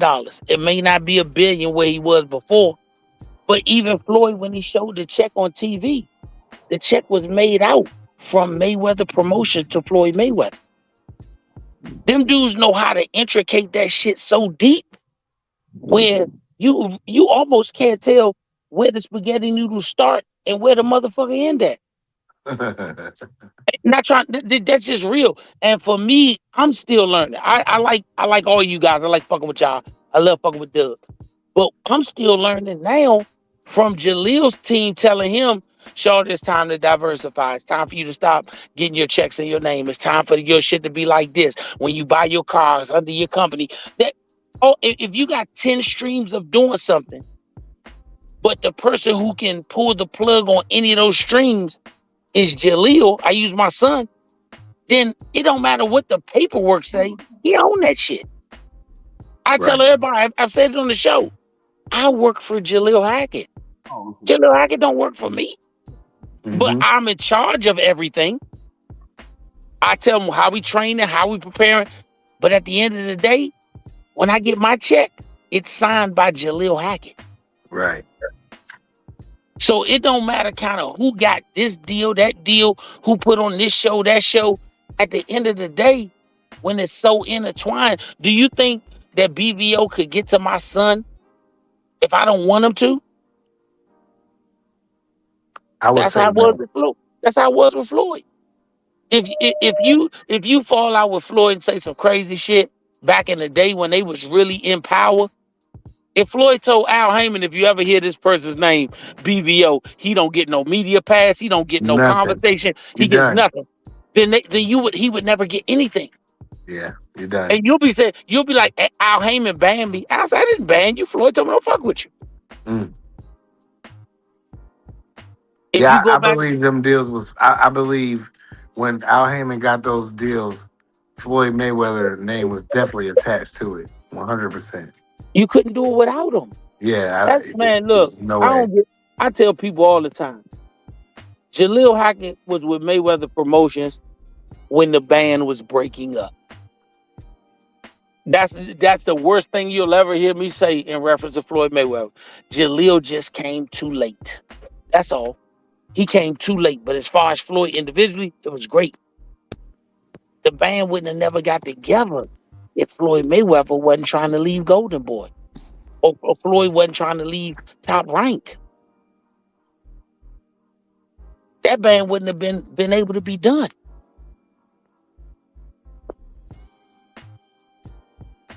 I believe that.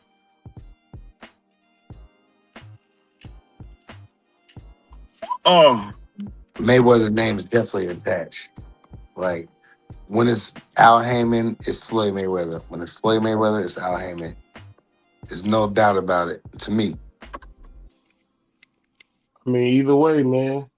You see how quick that stuff got settled, didn't you? Yeah, they said he gave him $100 million check. Yeah, this stuff got settled quick. I thought I was broke. Coach. Man, Al ain't never been broke. Y'all, if y'all think because his company didn't do this and don't got that, if y'all think that man is broke, then y'all delusional. No, I mean it's when they say wealthy or rich people is broke, is because they don't make enough money to keep up with the bills they got coming in. It's not that they don't have any money, it's they don't have enough money to keep up with the bills they got coming in. So that's when they say, oh, they broke. They got money, it just they don't have enough to keep up their bills. Well, you chop some of them bills away. He still can live great. I had to chop some bills away. I had to give up stuff that I didn't want to. Like, remember when they said Mike Tyson was broke? Mike Tyson ain't never been without money since he became a pro fighter. He never been without money. He always had money. He just ain't had the money that he used to have. I think he's doing damn good right now in the second half of his life. The back end. He getting money out here. Them debts is probably gone. Them debts was from the 80s and 90s. You know what I mean? The money he getting now is probably bags.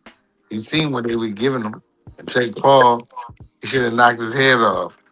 But broke is anybody who punch a time clock and wait for that check to clear on Friday. yeah. If you can't look back and be like, damn, at least I got this if I ain't got no work.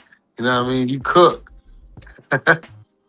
if you work from check to check, I'm gonna keep it a bean with you. If you work from check to check, you fried rice. You might as well go ahead and pack it up. 100%.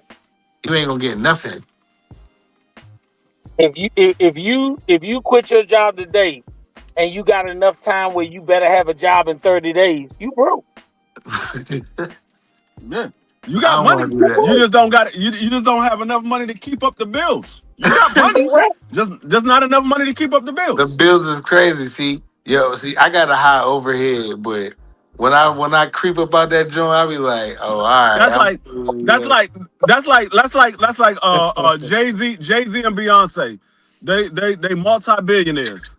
But if their bills is $1 trillion, they broke. Because they only making multi-billions. Their bills is trillions. Hey, that's why you don't need that. That's why you don't need that jet and that boat. Anybody, listen. We can't talk about what Floyd don't need. Whatever Floyd feel like he need. Nah, he ain't to the point of giving that up yet. Yeah, what I heard from people, what I heard from people around Vegas is what they always say about Floyd. Floyd like to spin that ish. And you can't do it. He's 50-some years old, man. He's almost 50 years old. He's 48, 40-some years old. You gotta get out of that, man. All them clothes for what? Just to see him drive the Suburban all day? It ain't like he be driving none of them hot cars, man. He be in a Suburban, man. Everybody he still got that $18 million watch. We see him doing order egg McMuffins in a Suburban, man. Come on, man. That $18 million watch should go for more. Somebody everybody had their fun. I think Floyd is doing what they call restructuring some things. And people don't notice when you file bankruptcy, sometimes that gets some creditors off your back and you can start all over again. Right. I don't know. If you get a 13, it's different. But sometimes a Chapter 11, it's just you can fix some things that you got going and get some unnecessary debt that you had no plans of paying off anyway. It's just a reset. Understand? There's something called unsecured debt. And usually you use that to get off you from the bankruptcy because that unsecured debt is a hole. You can never really pay it. The interest is so high. But what you think, Coach? That's too deep for them, BVO. They ain't gonna know nothing about that. But it's just a reset button. You know what I mean? You still got, You still can get your bag. You still can do what you want to do. You still can people laugh at 50 when he did it. Now look at 50. See? You know what I mean? It's about believing yourself. That man 50 was never broke. Yeah, right. That man tricked everybody. He showed it on Instagram right after the daggone settlement went through. He showed him laying on millions of dollars. That man wasn't broke. The man spelt out broke in stacks of hundreds. You smart. The man ain't never been broke. Hey, look, Free, that all he did was get them people up off him. Now look at him. You know what I mean? So he can focus on what he need on a bigger task and what he doing. You know what I mean? And that's how I go. You can't you can have a bunch of money and lose it. You can get it back. Lose it, get it back. It's the same way like when people file for bankruptcy, they can either file for Chapter 7 or Chapter 11. Whichever one you file, you file. But that doesn't mean you don't have no money. That just means you wiping out all the bills that you already had. You wiping all those bills out. You say, look, I don't make enough money to pay all these bills. I can't pay it. So they say, okay, we're gonna mess up your credit for about 7 years. You gotta start from scratch to get your credit back up. All they did was just wipe out all the bills that you had. That's Yeah. all they did. That don't mean you still And I'm wasn't gonna keep it getting a money. bill. You're gonna be able to buy you a brand new car as soon as you file for bankruptcy. Yep. Yup. My wife did it. My wife filed for bankruptcy literally after that bankruptcy was signed off. When that bankruptcy was signed off and it went through that little period of time that it got to go through, the very next day she got an email saying you've been approved for a brand new car. Yep. We went up there and got a brand new car the very next day. You can't. Them people can't wait for the second chancers. You know what I mean? Oh There's yeah, a you lane know, for. there used to be baby up waiting for you at the door. I just send out letters to bankruptcy customers back in the day. Where I mean, would say, you gotta know the system. If you know the system and you can make it work for you, you make it work Yeah, for you. yeah. And I feel like that's what Curtis Jackson did. And now, because it's not about, they're not gonna be tapping into the money that you make. You know what I mean? So I mean, man, it's you just about get your getting that money. unsecured debt off. That's it. People don't Yeah, understand. A person like Unsecured debt 50 is a Cent. killer because they Especially have our people untapped. be. They Our got people think it's untapped. funny. They got untapped interest rates. Our Yeah, I people mean, think that you broke and it's funny. Oh, you bankrupt. You don't got no money. Ha ha ha.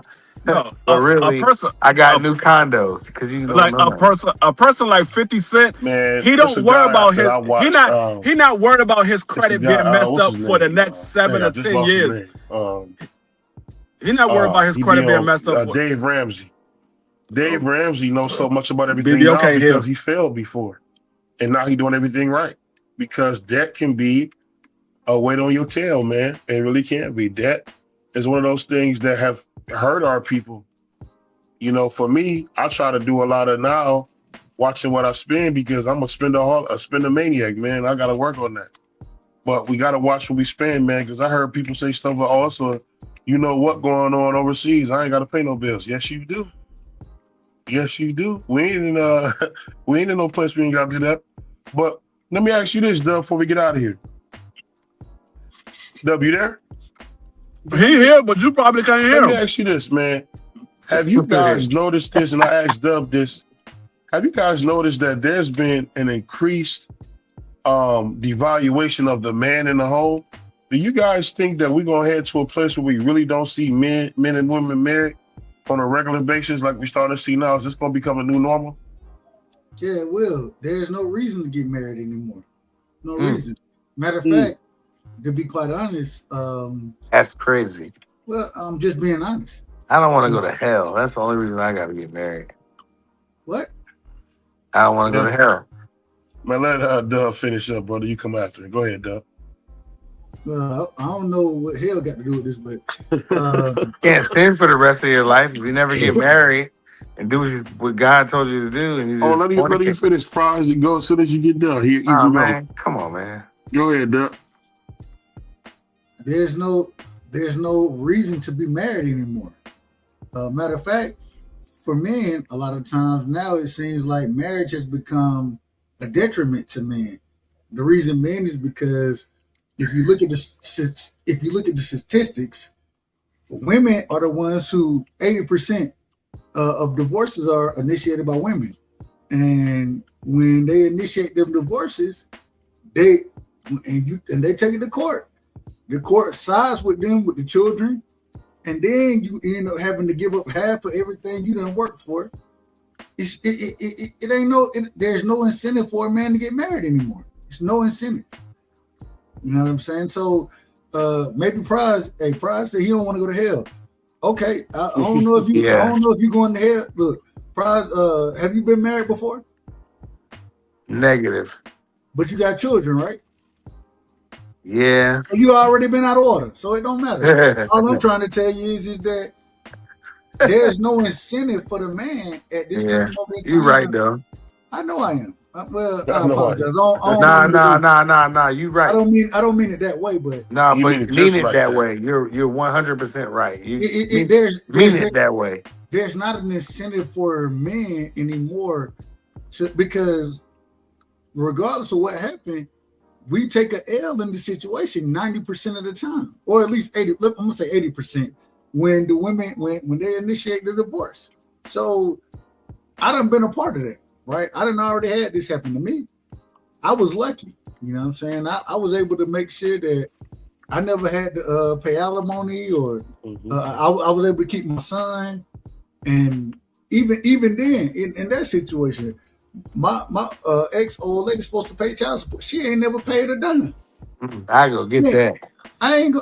Why? For what? What I'm gonna put that pressure on her for? Let her I live her need life. that. I need my reparation. No, that ain't my job. That ain't my job. I know. I was like that too, though. You know, I had my son since he been 3 months. Right, He's 22 now, so I we lived the agree. pat. And your son, your young boy, I remember when my son was that age. So I understand what you're going through. I've been there and done that, and we're rare. What's going on, Piero? Me and you, people like me and you are rare. You know what I mean? Because I actually won my son in court. They don't give them, like, it's not like, oh, she was a bum chick and I just got him. No, the court said I'm terminating Miss Rivera's visitation rights. Well, That's what the court said. Let me do this real quick.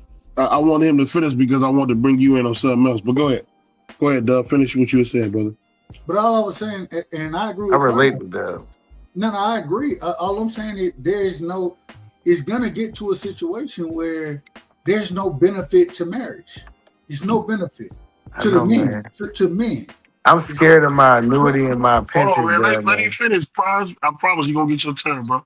Oh, I thought I was on mute. I thought I was talking to my people. No. Go ahead, man. So because there's no benefit, then it's gonna start to fall off. You know what I mean? I would tell my son now, you know what I'm saying? Look, when you choose this lady that you're gonna deal with, or whoever you choose, I can only try to point you in the right direction. But when you choose it, you know what I'm saying, and you have a child with that person, you probably want to be in wedlock with them first. That's the best thing for you and that child, and for her. But at the same time, you also have to understand what comes with that. Because as you build yourself up, just understand that if she don't like what's going on, or whatever she mad about, if she don't like it, then she gonna take half of, and the court gonna give her half. That's what the court gonna do. That's why I say that marriage is a great thing, but I don't know if state marriage, meaning government, or bringing the government into the situation. I think there are other ways that you could be betrothed to each other outside of the government. And I would always say leave the government out of it, because the government don't do nothing. They don't create nothing. All they do is take. And because all they do is take, and that's all that's what the government is always known to do. You know what I'm saying? Outside of the Federal Reserve, which they print money out of thin air. So the government don't do nothing but take. So just understand that if you're gonna get into a contract with the government and this individual right here, just expect that they're finna take something from you. I would advise against it. Yeah. Y'all some cold-blooded dudes, but I respect it. Did I real quick? Did I lie? Did I lie about anything? No, you're right, though. I think you did. What do you think I lie about? What did I lie about? I won't say you lied, but I think you're being disingenuous, because I think what a lot of men do is they wait too late to get married. And when you wait too late, you got to deal with what you get with, nigga. I mean, what that means, though? I'm gonna if you let me, I'll tell you. Shoot, you know what I'm saying. You let me tell you. At the end of the day, you got to get with that girl when you want to come up. If you try to get with a girl when you're already established, you already used to doing it your way, it's not going to work. But if you get a woman while you still young, you can still be molded, you still learning, you still listening, bro. Shout out to Miss BVO. The one thing I love about, I call my wife Juice. One thing I love about Juice, man, is that no matter what, when I had nothing, she was there. When I was going through stuff, she was there. When it was easy to walk away from a situation, my baby stood right there with me. And I'm gonna tell you something funny. It's made me want to be a better husband, a better, more caring, clean up the house, washing the clothes. I've been doing a lot of that stuff because I want to take some stress off of it. Because I've grown now, 15 years later, I love her so much. I want to see her smile. You know what I mean? And I'm telling you, when you have that, you know, I met her when I was 21. She was 20, I was 21. There's nothing like when you are impressionable when nobody wants you. You know, people say what they want, but it's nothing like getting them while you're young. But problem a lot of successful guys make is they get 35, 36, 40 and over. They're talking about, I don't know if a girl want to be with me for me or for the Lambo. No, nigga, she want to be with you for the Lambo, dummy. Because women want security. What you have to do is humble yourself. And I tell any young nigga coming up, get you a chick that you can trust and don't steal, and y'all make it work. Y'all say it's a 1960s way of thinking, but every other culture but ours do it. Every other country but ours do it. It's, you know how many Chinese niggas I done met? Their parents been together 50, 40 years. That's how you win, bro. That's how you win. You grab you a chick while you're young, while you learning, y'all go through things together. Y'all have your ups and downs. And before you know it, you become a perfect thing under God, man. Nothing's perfect. And I'm telling you, I hear so many dudes who waited too late. Now they can't trust nobody. Well, that's on you, champ. Now you got to kind of just go off what you go with. I feel like you're talking about me right now. I know you're not, but I'm just saying. I'm not. No, I'm not. I know being that you're real, not. because I think niggas get money. Niggas get money, and then they say, "Well, do a woman want me for my money?" Yes, Right. fool. Yes. I gotta play straight semi from Coming to America. No, you ain't got to do nothing. What you got to do is just have some faith in God, or whatever higher power you have. That's a and must. ask for direction, bro. And it's that simple. And I think a lot of niggas don't do that. A lot of niggas want to make excuses and say, "Oh, I don't know about this, I don't know about that," and I'm not a perfect man at all. God knows I'm not.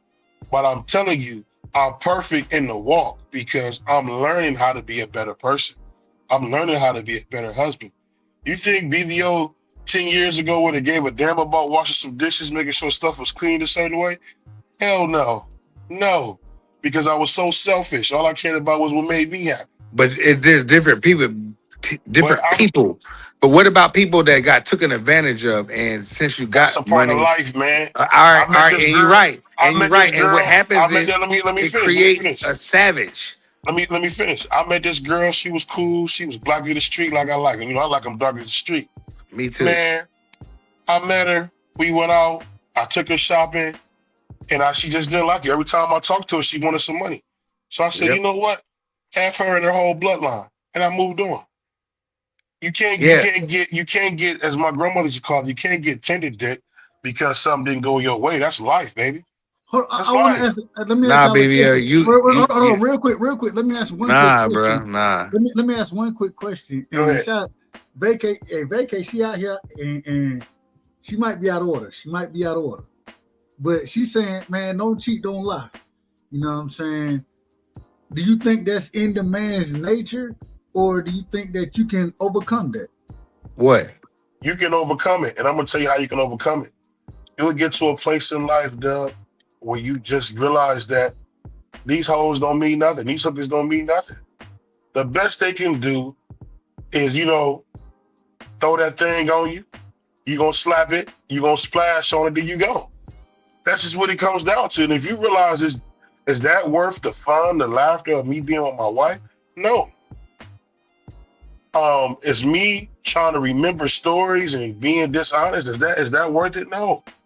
So you just learn over time that, hey man, this is what I got at home is worth it. And what I'm working to have is worth it. I mean, and it's tough, man, because man, my wife get on my nerves, bro, because I feel like I'll do a lot and don't get enough credit, but that's life, bro. That's life as a man, and we gotta understand. That ain't life as a man. Yes, that is. Most men don't get their credit until they go. It's just a fact. Dub talked about his granddad. I talk about my granddad. Man, they don't talk about King David at all, man. As soon as he died, he the greatest thing ever. Then everybody remember him taking everybody to Geauga Lake free. Then they remember about him buying everybody food at White Castle back in the day when he didn't have to. Niggas is just going, that's how it is as a man. They love mommy more, and that's okay. That ain't true either. It is what it is. I mean, you talking about, I'm not saying not all, it's not a perfect science, but man, you get you a good woman, man, it change your whole life. What you got on this coaching, D-Free? I thought it was on Prize. I thought it was Yeah, on Prize. he ain't want to let me go. I was about to say you ain't want to let me go on that because I ain't agree with none of that. Because I need my piece too. I am the. Well, we done heard enough. I'm gonna be honest with you, all Joe. right, We done man. heard enough monkey shit. I'm just No, being real. We done monkey heard enough shit. monkey shit. And when I say monkey shit, I don't mean that to you personally. I'm about to give you some real shit, but you ain't I'm let me just cook. saying. But go ahead, No, we gonna let you Dub. cook. We gonna let you Nope, cook. nope. Go ahead, Dub. No, it's on free. I said what I was gonna say. I already said it. I just Go thought ahead it and was free on your you coach next. up. What y'all got on this? I thought it was on you next. My apologies. I don't know about that. Is everybody on the panel married? You hear me, coach? I Not am. me, coach. I Not am. me. Everybody on the panel married? Prize fighter is not married. D Free married. I've been married twice. Okay. I'm divorced. I'm divorced. I've never been married. Prize I'm a fighter's single never father. been married, coach. Single father. Well, I've been married 20 years, and my wife has basically raised 10 children. He raised 11 grandchildren, about to be 12. And I can honestly say this, it would not be possible for Rose to be the other way around and I to do what she's done. And I think 99 out of 100 times, and the one being the exception to the rule, which is rare, no man can do what a woman has to do in a marriage. I just don't think it's possible. I tell young people all the time, if I see them together and they got one kid, I say, y'all together? Yeah, y'all got one kid. I tell them, hey, bro, marry her. Because everything goes down from there. The thing that I wish I knew more of at a young age was you're building legacy and wealth from the time you start dating. It's just in our community, we start producing kids, have bad relationships, and then we start dating. By the time the average black woman gets married, she's already broke dishes. She's bringing a suitcase full of baggage from a shitload of bad relationships. But if you meet one and you're young, she's young, neither one of y'all have had any of those fatal flaws happen to you, then 9 times out of 10, you can have a great relationship. The flaws happen when everybody already been in the street. I heard somebody say something wild one time, but it made sense. He asked a panel of women what size meat they like. And all the panel of women was different women. And only one girl in concept had the right answer. Some women like, I like it big, I like it wide, I like it thick, I like it long. And one girl said, I can't answer that question because I'm waiting until I get married. And guess what? Every guy that was up there listening to that said, I'd take her. Because in order for her to know what size she likes, she had to test a lot of different sizes. And in association with testing a lot of different sizes, that means she's been with a lot of different mindsets. Don't just think I don't want to stick my meat where 1,000 other niggas done stuck their meat.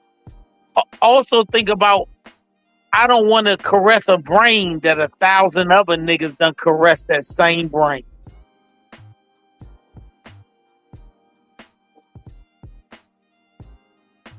That's my take on it. I don't No, know. I agree. I agree with that. I agree with that 100%. But at the same time, what Doug was saying, some of what he was saying is correct. Some of it is negligent on the individual, because if you handling your business correctly, the courts won't give the woman half. The court give the women half because they feel either y'all built this together, or they felt like, okay, you took care of that individual, so she became a dependent instead of an equal. If she was a dependent, then she needs half, or you gotta pay her alimony because you never allowed her to work, and so she was dependent on you. So they're gonna look. It's the same way as if your woman gets custody of the kids. Well, you was the breadwinner, so you have to pay child support. So that's the way it goes. You had these kids, you pay child support. Those are your dependents. So when you married to someone and you never let them work or you took care of everything, now she's not considered a equal partner. She's considered a dependent. So you have to pay.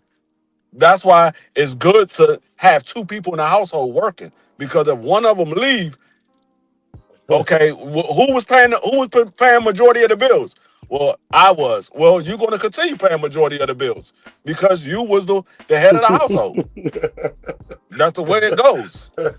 When I got a divorce from my first wife, I didn't pay not a single payment to my ex-wife. She didn't get no alimony or nothing. I got custody of all 5 of my kids. Well, not custody. We got joint custody, but my 3 older ones wanted to come with me. And so since the 3 older ones wanted to come with me, the 2 younger ones wanted to go be with their brother and sister.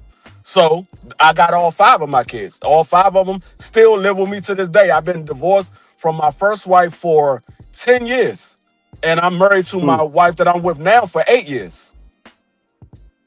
So it's all about handling your business and your responsibility. If you handle it properly, you ain't got to worry about nobody taking anything from you. I just think that's such a selfish way of thinking about it, because at the end of the day, man, I don't know about anybody else, but if you're a good man, there's always gonna be opportunities for you, always. So if one go down, God will send you something else, man. So you can't be worried about no cars, none of that. You gonna come back. BBO, I never divorce my wife. I never do it. If my wife wanted to leave me, she could leave. I never divorce her. Look here, I'm being real as I can. Ain't no woman gonna get anything from me. And my wife been here for 20 plus years and we separate.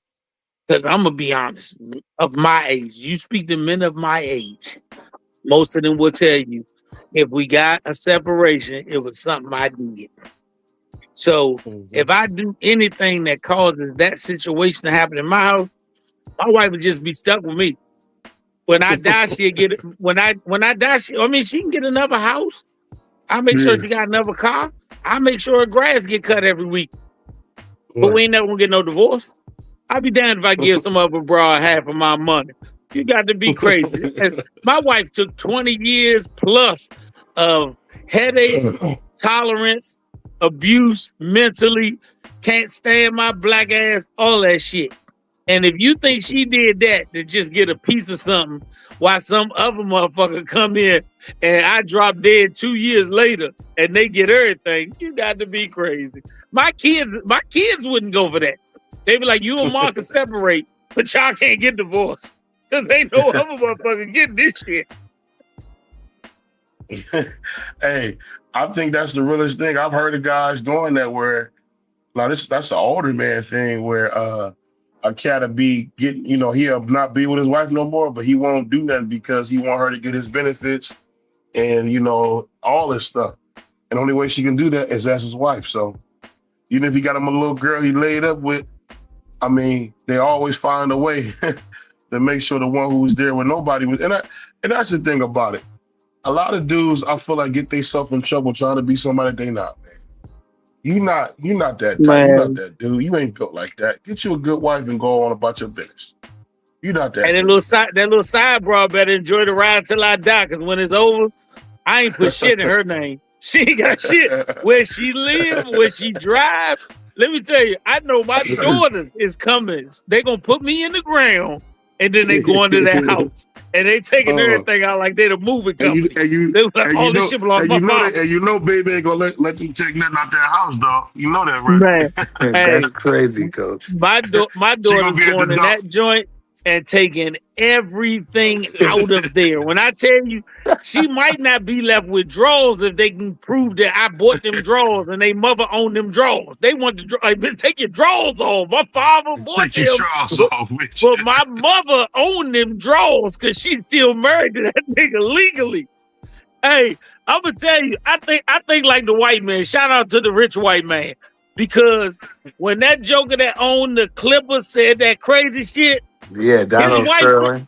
His wife said, "Oh, I know about the side broad. She don't own nothing, and the team is not in his name. The team is in my name. They made sure they got that. Man, look, we gotta sell the team. Fuck y'all. Give me my $3 billion. Give me my $3 billion. She wasn't worried about nothing. Yeah, she wasn't worried. She was that man. She say, y'all just found out he was sleeping with the black girl. I do this shit for years. Yeah. She drive a black Bentley. Like you knew. He said the Bentley belongs to me. Oh shit! Hey, I love that woman. I love her. When I heard Melinda Gates say, "Yeah, Bill's had a thing for 20 years," it was we all appalled. But let me hear from my brother Prize. We'll get my man Prize on the final words. Go ahead, Stuart. The floor is yours, champ. Nah, man, you know how to say. Protect your family. Stay on your pivot. And pray to God. Shout out to my man with the Jerry Springer. What Jerry Springer say his final thoughts. Hey, but end of the day, man, young niggas get paid. Young niggas, get you a wife that you can love, and don't be on that bull crap. Cause a lot of dudes that be talking that them dudes just be gay, man.